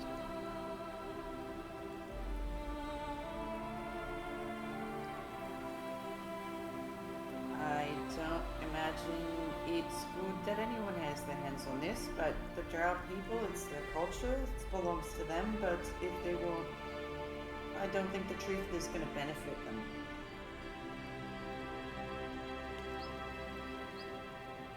If anything, it will probably cause a bunch of really unfortunate schisms amongst them. I see. And what are your intentions with this information? To stop the cultists. Well, here's the thing, we don't have the complete information yet. So we found out about the drawing, which we now know is the dodecahedron, but we still don't know about the vestiges and what their role in this is. I cannot help you there. I believe the vestiges were just mortals trying to overpower the gods. I believe that mortals were creating their own. And the vestiges are still creations of the gods bestowed to those they deem worthy. Well, to help them fight other gods. Is that correct? I do not believe I know. There's a lot of room for interpretation. Anyway, to answer your question, we came here to find out what the drawing on the paper was, and now we know. So we know the cultists are interested in this. And that can't be good. And ultimately, I think we want to make sure that that piece of the puzzle, what it plays into that puzzle, and then with the cultists, make sure that nothing really bad happens with that puzzle, you know? It's a lot of puzzle pieces.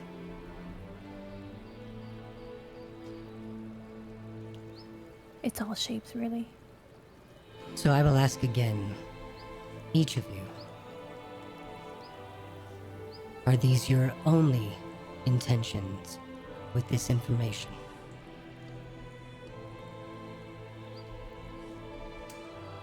Gives a side eye to Nagaheim. I intend. Wait. She notices. I intend to study this to the best of my abilities once we have successfully stopped the cultists.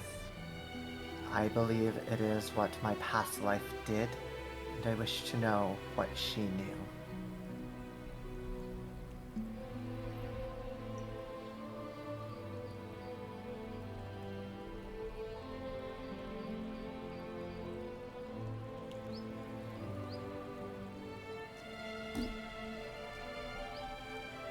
And whom do you plan on sharing this information with? Me? Do you count? I'm acceptable, yes. We can converse about What? this. Room, I can assume, right? What did you say, Fury? I didn't hear you. Oh, I said I can assume Nagaheim would share this information with everyone in this room. That's a given. Yeah. But outside of this room right now, what are your intentions to share this information? There is one other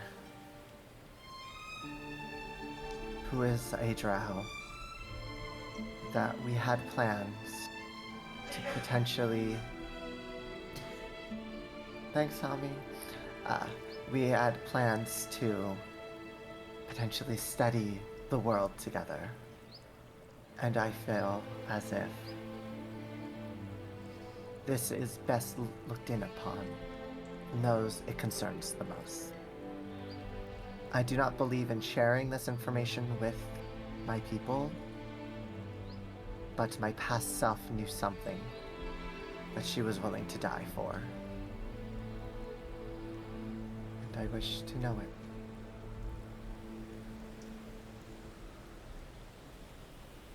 Anyone else? I was gonna help Nagaheim study and keep an eye. Again, outside of this party here. Oh, I didn't realize that's what she was asking. Oh. I thought And she then just wanted follow up. I guess Shut up. there would be one other, depending on how the future goes. But a specific tens cultivarius.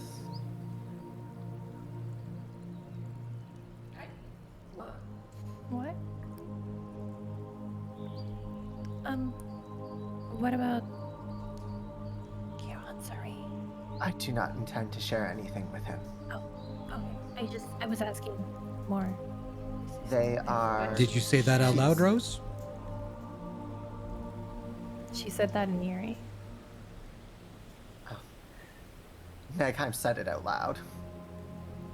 I do not intend to allow the Cobalt Reserve to know any of this information. You never know when political unrest can happen between races and civilizations, and I would never wish to give people information that can harm my people. Why would you tell Cole's brother? Am I the only one that paid attention during the ball? Well, I know you're into him for really They weird like each other, so if it goes well, maybe you tell your partner some things you're working on. Exactly. You got such a sour look on your face sometimes. Sometimes. I will speak for a moment before we continue this line of questioning. You say that you would not wish to share this information for political, racial gain.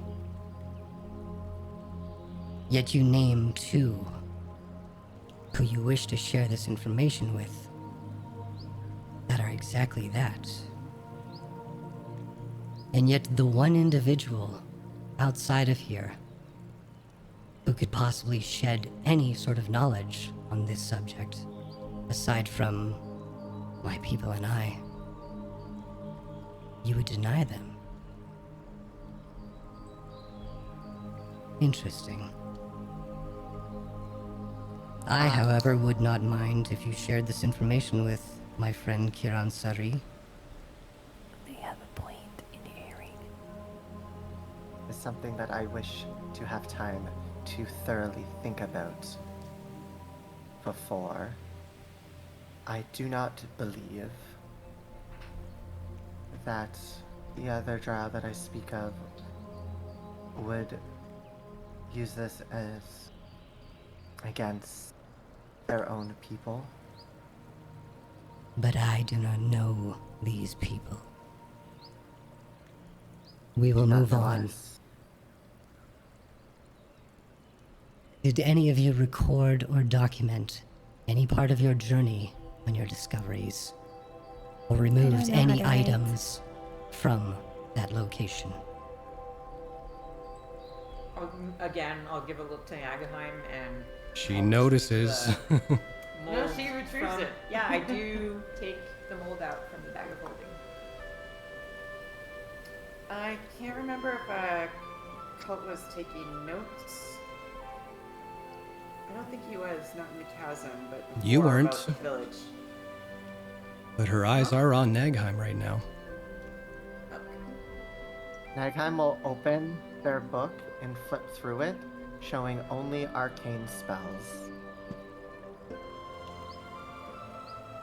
Nagheim will hand it over. She flips through. That's my other voice.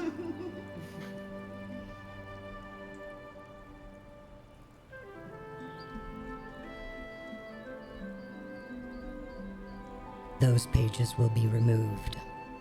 That is not a request.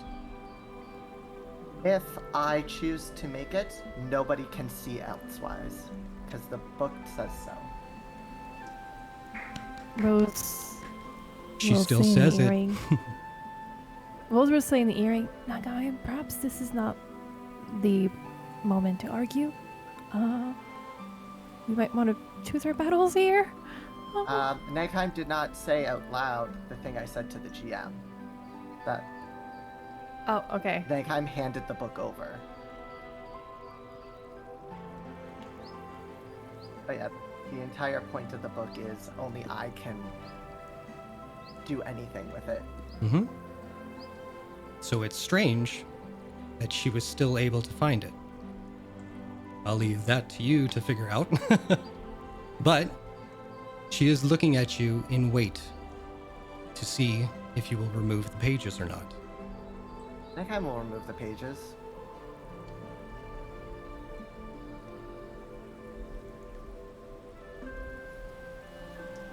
As you know, this clan regards its secrecy to be of the utmost importance. The secrets of this land are a close second. I believe you all can appreciate this now. We do not venture to the outside world. We choose our home and vowed to protect it as it serves to protect us. And while I believe a trust has been found between our two parties, there must be assurances. I will ask you all come forth and kneel with me close beside the flame. I do as she says. What? Colt does it as well, and kind of like gives Nagheim like a look like, you had stuff in that book? But doesn't push it too hard. And what is happening? A pact between our two clans.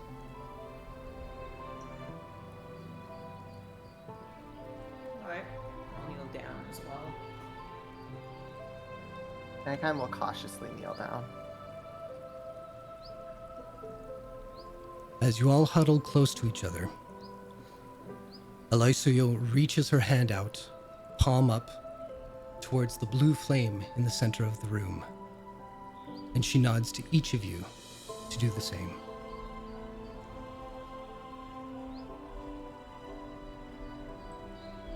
Rose. Megan.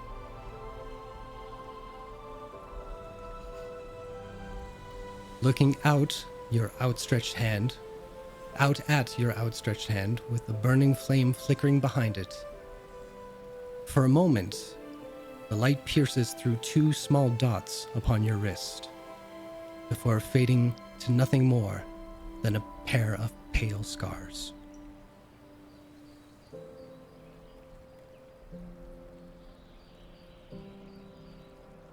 The Aor civilization, their technology, the Tree of Names, the Luxon Beacon's construction. All your fears of what these may cause to the world at large.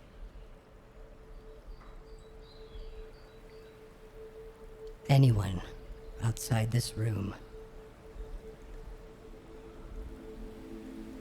all but one whom I deem trustworthy, may never know these things.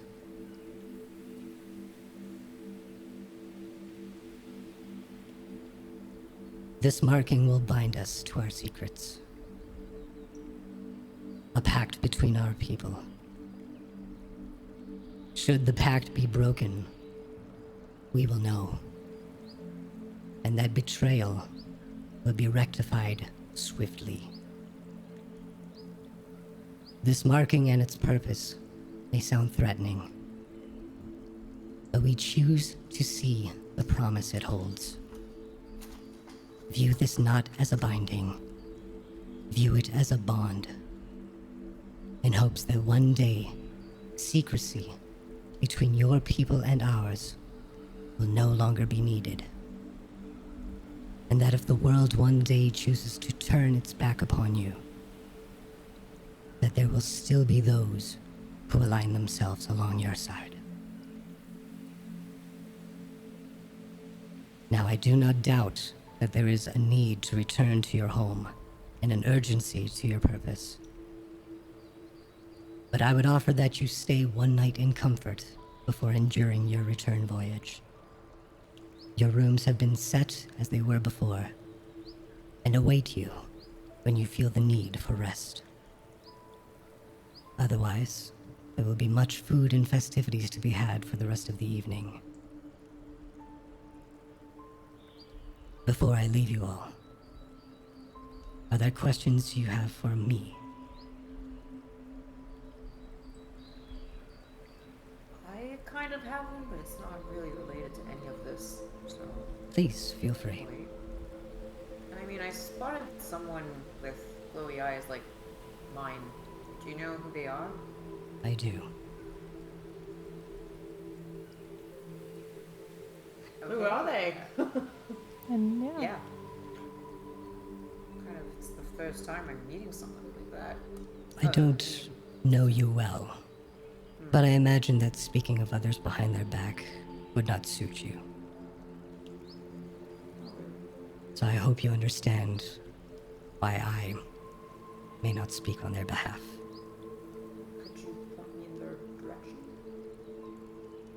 You may look for them. They may look for you. Was there anything else on anyone's mind?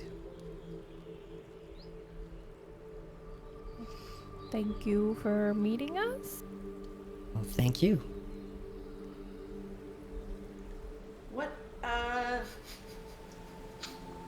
Still What shaking your hand. Colt just sort of like scoots over and pats Rose's hand and pushes it away. What happens to people who you don't deem worthy? What do you mean? Like, who obviously have bad feelings in their hearts regarding the secrets that this region has? They are never heard from again. What does that mean? Death? Yes. Okay. Wow. Good to but know. I wasn't expecting that answer.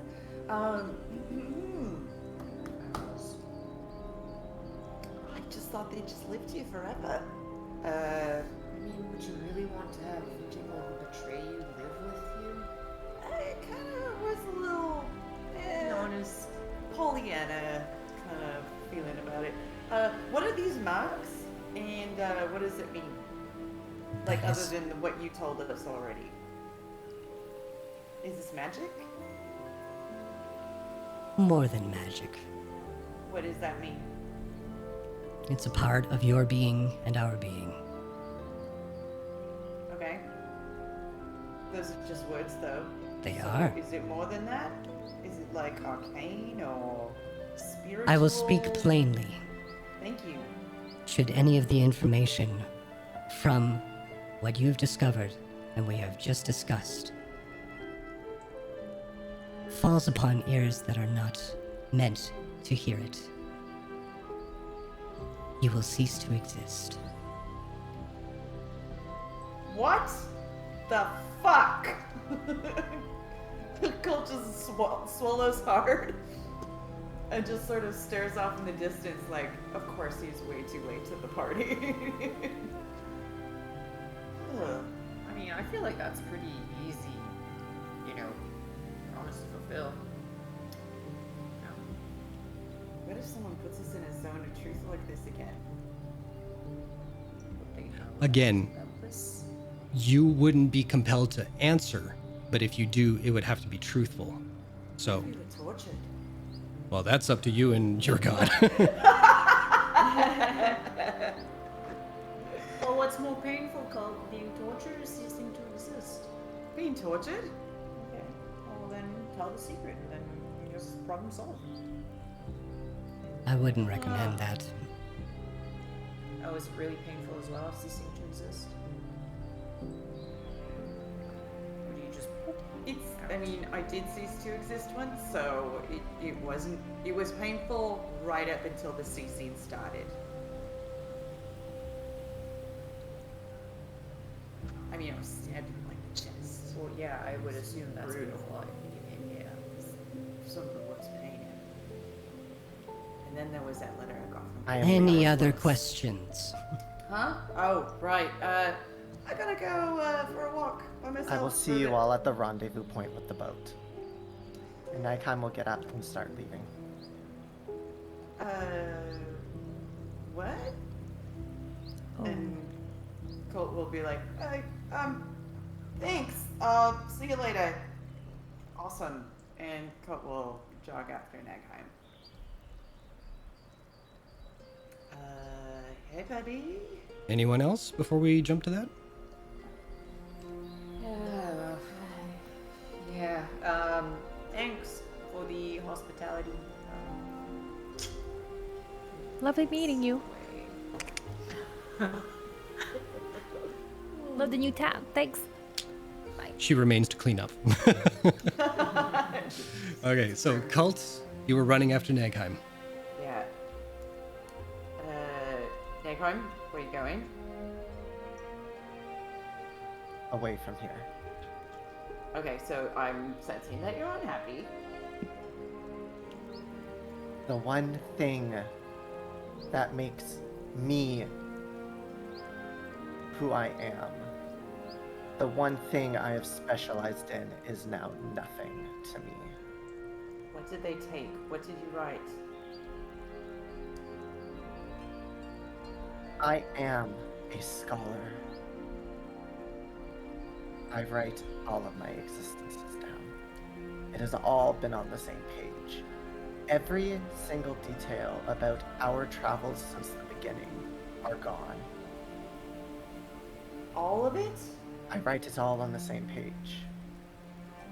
And I can layer my ink because I can choose which shows up and what does not. And she was able to somehow see past that. But everything I have ever recorded about us is gone. Big timeout, because I don't want this to be a big thing between player and GM or anything like that. My understanding was that you wrote all the map kind of things and details about the journey down below on a couple of pages, not that it was layered into everything. So let me rephrase what I said so you're not completely fucking mad at me, okay? Those two, whatever sentences you wrote by the time you got down there to the thing, Well, the only tear things that I, off. The only things I wrote was just like a little map of the route we took in the cavern. Great, so that's gone. Okay. So I was gonna say, I don't want you to take your entire campaign and throw it on the fire. That's not what I'm trying to do here. It's just because my understanding was that it was a page, not attached to history. Oh, that's why I always say in the back of my book I write it. Yeah, I don't know that though. So please don't be upset for me not understanding that. All right, so let's pull back that a little bit. Nagheim is still leaving. Bound to that which is more than I can control. I am still a scholar. And I cannot do what I am because of this. Because they took a little bit of your book? Because I cannot record Nagheim, what I know. you do. All the time. You don't need a book. My Book's memory just is a not thing. forever. I do not have a perfect memory forever. I don't get it. Honestly, Snakeheim, I really don't get it sometimes. You knew what this was going in. We're getting out of here. We've got these weird marks, but we are doing what we said we're doing. Yes. And that is why I'm leaving. Fine. Leave then. And Colt just turns on his heel and like stomps away. He's mad at me. I love you. Rose and Viria? Make my way. And they see Cult doing a double turn, and they just be like, "What's the matter? What's going on?" To Cult. No, not right now. I can't do it right now. All right, I know what you need, and I'll just grab you by the arm, and I'll bring you to the drinks table. That's right, my girl. There you go. One for me, one for Rose. No, make that two for Rose. All right. Colt downs it and is off again. He goes, I just need some alone time. Okay, understandable. We'll be here. I appreciate you buying me this drink because I didn't pay for it. I mean, I think they're offered. I just took them. Really, I didn't really. I love you all frustrated. Goodbye. And the party is back to being mad at each other. Yeah. Oh my god. Right. Well, I mean, I wanted to kind of, have food, drinks with everyone since we fucking, beat up an undead rock. But I guess that's not happening. So. I mean, that was a very tense negotiation, and we made it up. That lady was scarier than the rock. Well, I mean, she's very intimidating, but this is what we signed up for. There's no I surprises, know. really, so I don't get it. But I mean, I was very scared of saying the wrong thing. there's no wrong answer. There's just truth. Well, no, but I was scared of the truth wouldn't make her happy, you know? Well, I mean, we knew what we were getting into. Yeah. Well, anyway, cheers to us not being disintegrated. That's a good one. Yeah, that's a success, and we were fucking mammoths. I don't know what Great. the two of them are mad about, but that was a fun one. Cheers. Glug. Glug, glug, glug, glug. So, Looking out for glowy eyes. yeah, I'll get you to make a perception check in a second there. So as you two are downing everything, however many rounds you two decide to consume, please roll a Constitution saving throw. We'll be having one for now. Okay, so just one roll. Should be easy Just enough. have the two, so. So 2 rolls. Con saving throw. Yes, please. Okay. 21. 20. Yeah. By the second one, you got a good buzz going on, Rose. But very, your hearty stuff. Awesome. So, cult. Where are you heading to, and what are you doing? Oh, he doesn't even know. He's so confused with like what all of this means, how far they still have to go, why Nagheim is just so stuck on their past when it's not their past self that makes them them, they make them them. And that's sort of why he's so frustrated. It's like, Nagheim's not this person. Nagheim is Nagheim. And it's about that time that you're walking in your head and frustrated and kicking the ground that you... And you look up and see Alocio standing in front of you. Oh, sorry. Sorry for the curse words earlier. I was just a little shocked. She it's shoves fine. you. Whoa, okay. I take a defensive stance immediately, instinctively. I know that look. Yeah?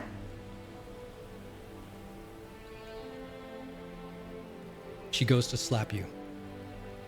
He's gonna do like a Jackie Chan, like block it. You do not wish to retaliate. Well, I mean, are you trying to kill me? She starts pacing around you. Okay, I start pivoting.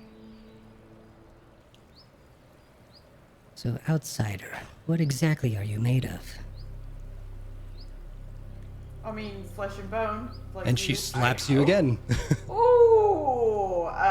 I instinctively follow suit. As she slaps me, I slap her back. You see the briefest little as you hit her.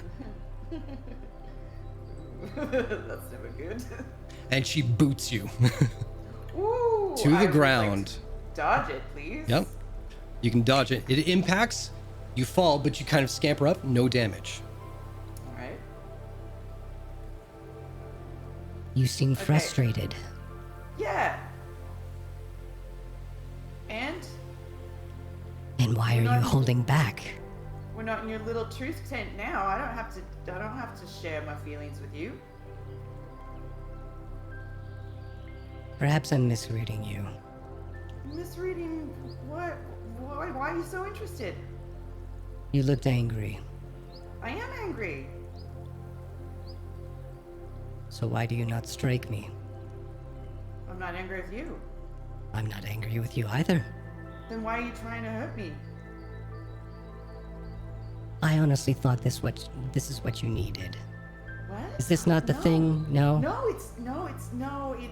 It's more this. It's not really a person. It's more like the situation's really frustrating. Oh. And then I reacted badly to being frustrated, and I yelled at my friend, and I shouldn't have. And now I'm kind of regretting it. But Well, they don't see fuck, themselves- now I'm just a jerk. Come here, come Oh, here.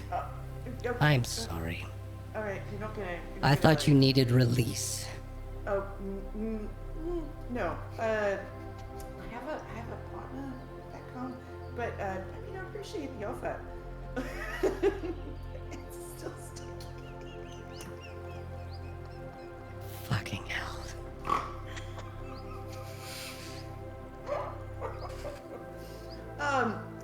Yeah. Sorry. No, I get in these moods where I get really hot and really say stupid things and I do stupid things and I care so much The younger Yeah. ones seem to go through this too. It's puberty, and they go off and they start making, you know, I've gone through trouble puberty. throughout the place. I'd rather you make trouble on me than the rest of the, you know. Like 7 years ago, I went through it, so I'm all right. Oh, I'm sorry again. Look. What? Are you guys like long-lived? Do you live long? Like more than 60, 70 years? I don't know what puberty is for the long life of... Vernid said you know our secret. What secret's that?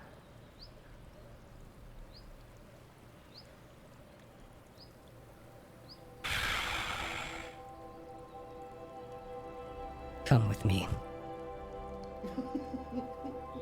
And she takes you. What? He genuinely is like, what secret? Okay. He takes you and brings you along up to almost the top level, so you are looking down over the village.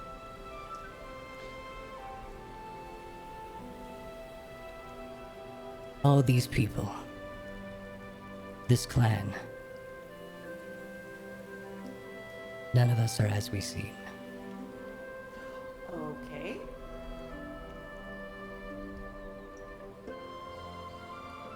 This land holds secrets, and we have our own. What you see are the last remnants of the chromatic dragons, metallic dragons, that still exist to this day. Shit, you're all metallic dragons? Oh, I just thought he was doing a druid thing. He was worried he was gonna get in trouble. That's what he told me as well. So, well, we didn't mind. He saved our bacon. You're all metallic dragons? Like his eyes are about to bug out of his head. Of course he got the wrong idea. Make a Thought it was perception just check. A druid thing. Okay. Perceptions. Ooh, and that's a +5 because I. Oh no, I slept. I'm not proficient, or I'm. So that's a natural 1? That's a natural 1. baby. Amazing.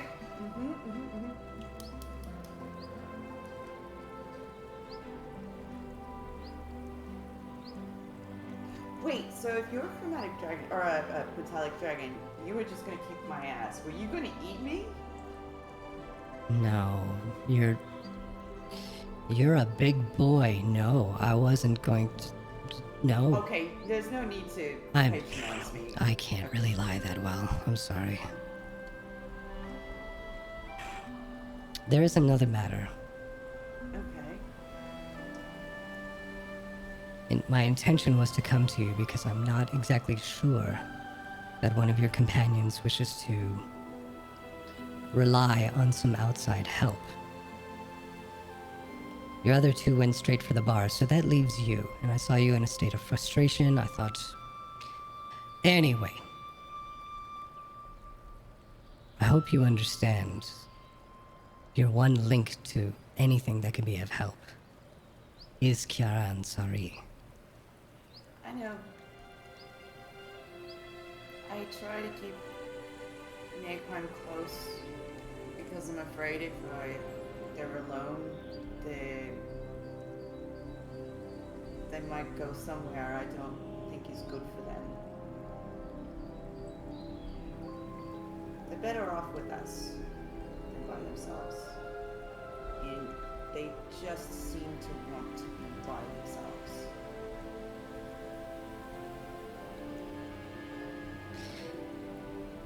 I won't lie. Certain things that were discussed or brought up in conversation are why we had to go to such lengths to ensure the secrecy. If we can avoid harming anyone, that is our way. I just wasn't convinced that that was the same intention from your friend. Again, please do not see your markings as a burden. I sense that most of you have the same intentions as us. It's just not very polite, you know? Here's this mark, you cease to exist if you say any words. Maybe tell people that first.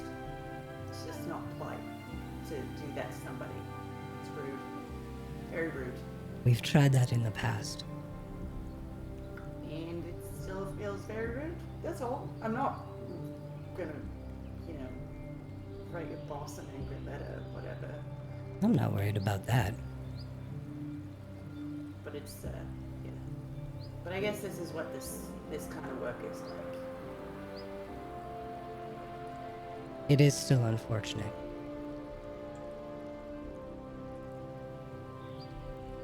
Well, I just wanted to remind you there is help to be had. I don't know where your journey goes from here. You and me both. But I hope you do find answers. You and me both. I'm bad at goodbyes. Goodbye. I'm gonna walk away, yes. Nice. Oh no, I'm just gonna. Okay, leave that hanging there. All right. See ya later. I'm gonna go for a jog now. Now, Nagheim. Can I also say that was just the most beautiful bit of awkward I've ever been a part of. I enjoyed every minute of it.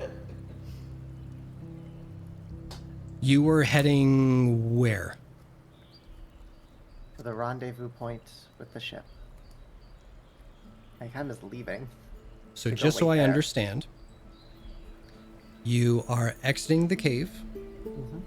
You are beginning a days-long journey in the freezing cold to the shore.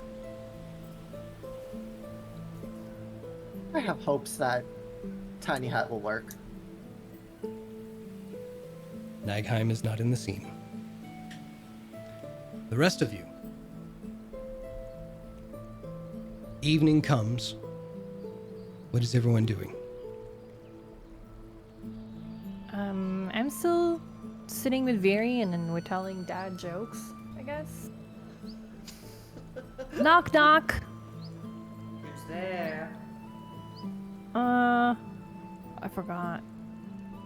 I forgot who. No, actually, I forgot how it goes.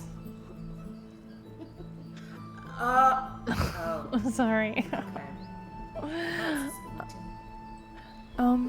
Should we go? Where's Colt? Where's Nagheim?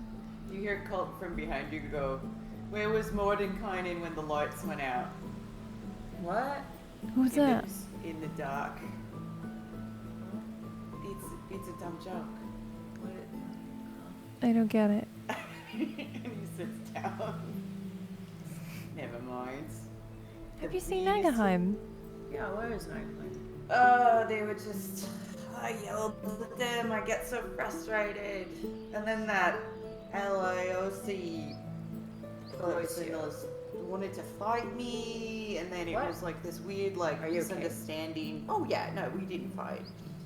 But they thought I just needed to burn off some steam, and I was just no. Yeah, that usually works for me. No, it was more of like my feelings got a little bit out of control, and yelled at Nagheim because they were upset about the leader taking her page, and I was so stupid. I don't know where They they do are. value their knowledge. So, I mean, I value their friendship, well, I think we all do. and I Did you- just Did you see where they went? no. Nagheim? Through the area? Are you further than however 200 feet? It's 5,000, I think. What? It's not It's- 5,000. Or no, like 1,500? Is that? Let me look I that don't up. even think it's that. 500 feet. No. Yeah. I don't know. I added a zero, I guess, to that. 5,000. Yeah, 500 feet. 5 million feet. can still be within 500 feet and not answer us. So. Oh yeah. Hey, buddy. What's up?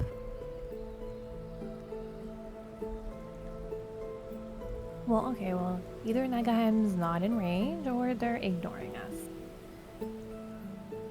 Alright, well, if you can hear us, we'll give you your space, but leave in the morning. And with that, there's nothing else to discuss between the three of you. We can call it a night.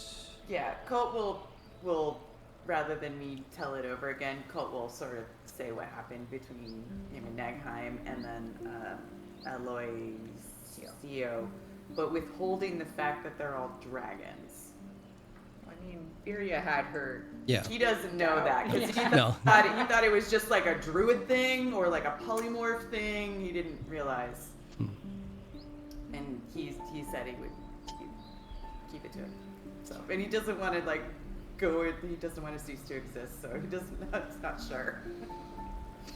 So, many questions.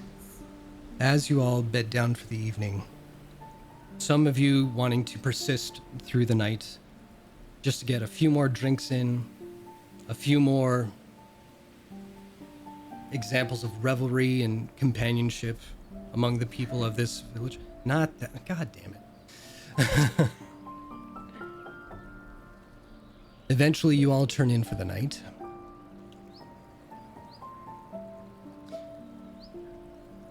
There was a restlessness to your sleep.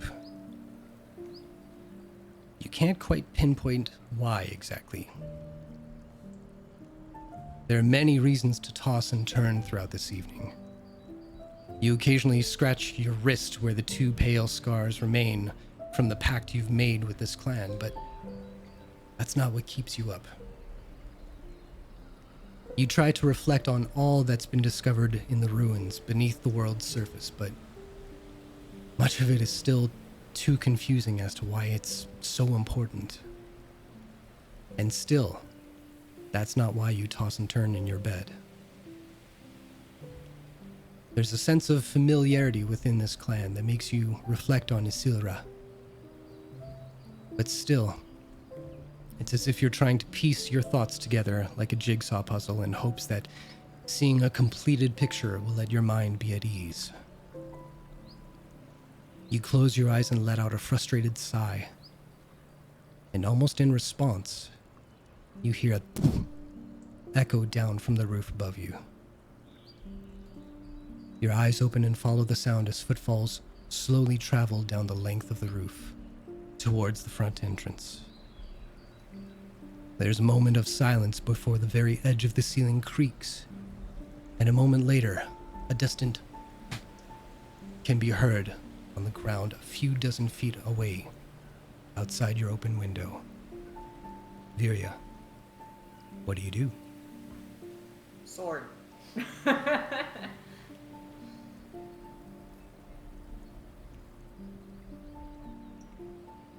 So you're in bed with your sword.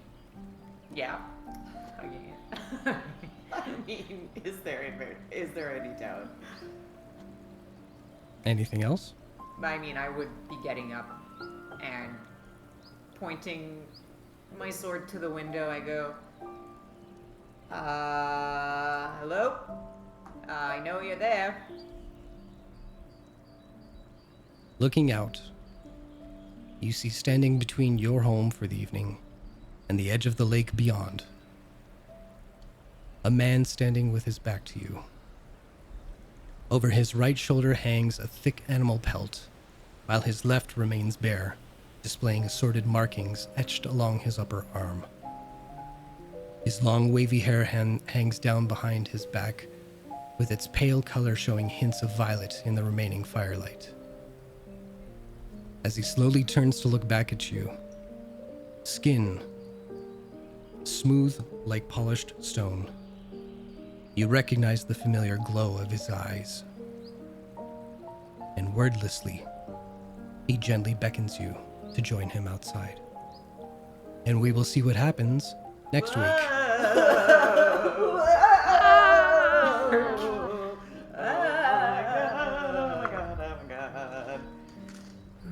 see? It's your dad. It's my dad! Oh, and just hug. There it goes. Awkward link. All right. Well, everybody, thank you for joining us. Hope you all enjoyed that.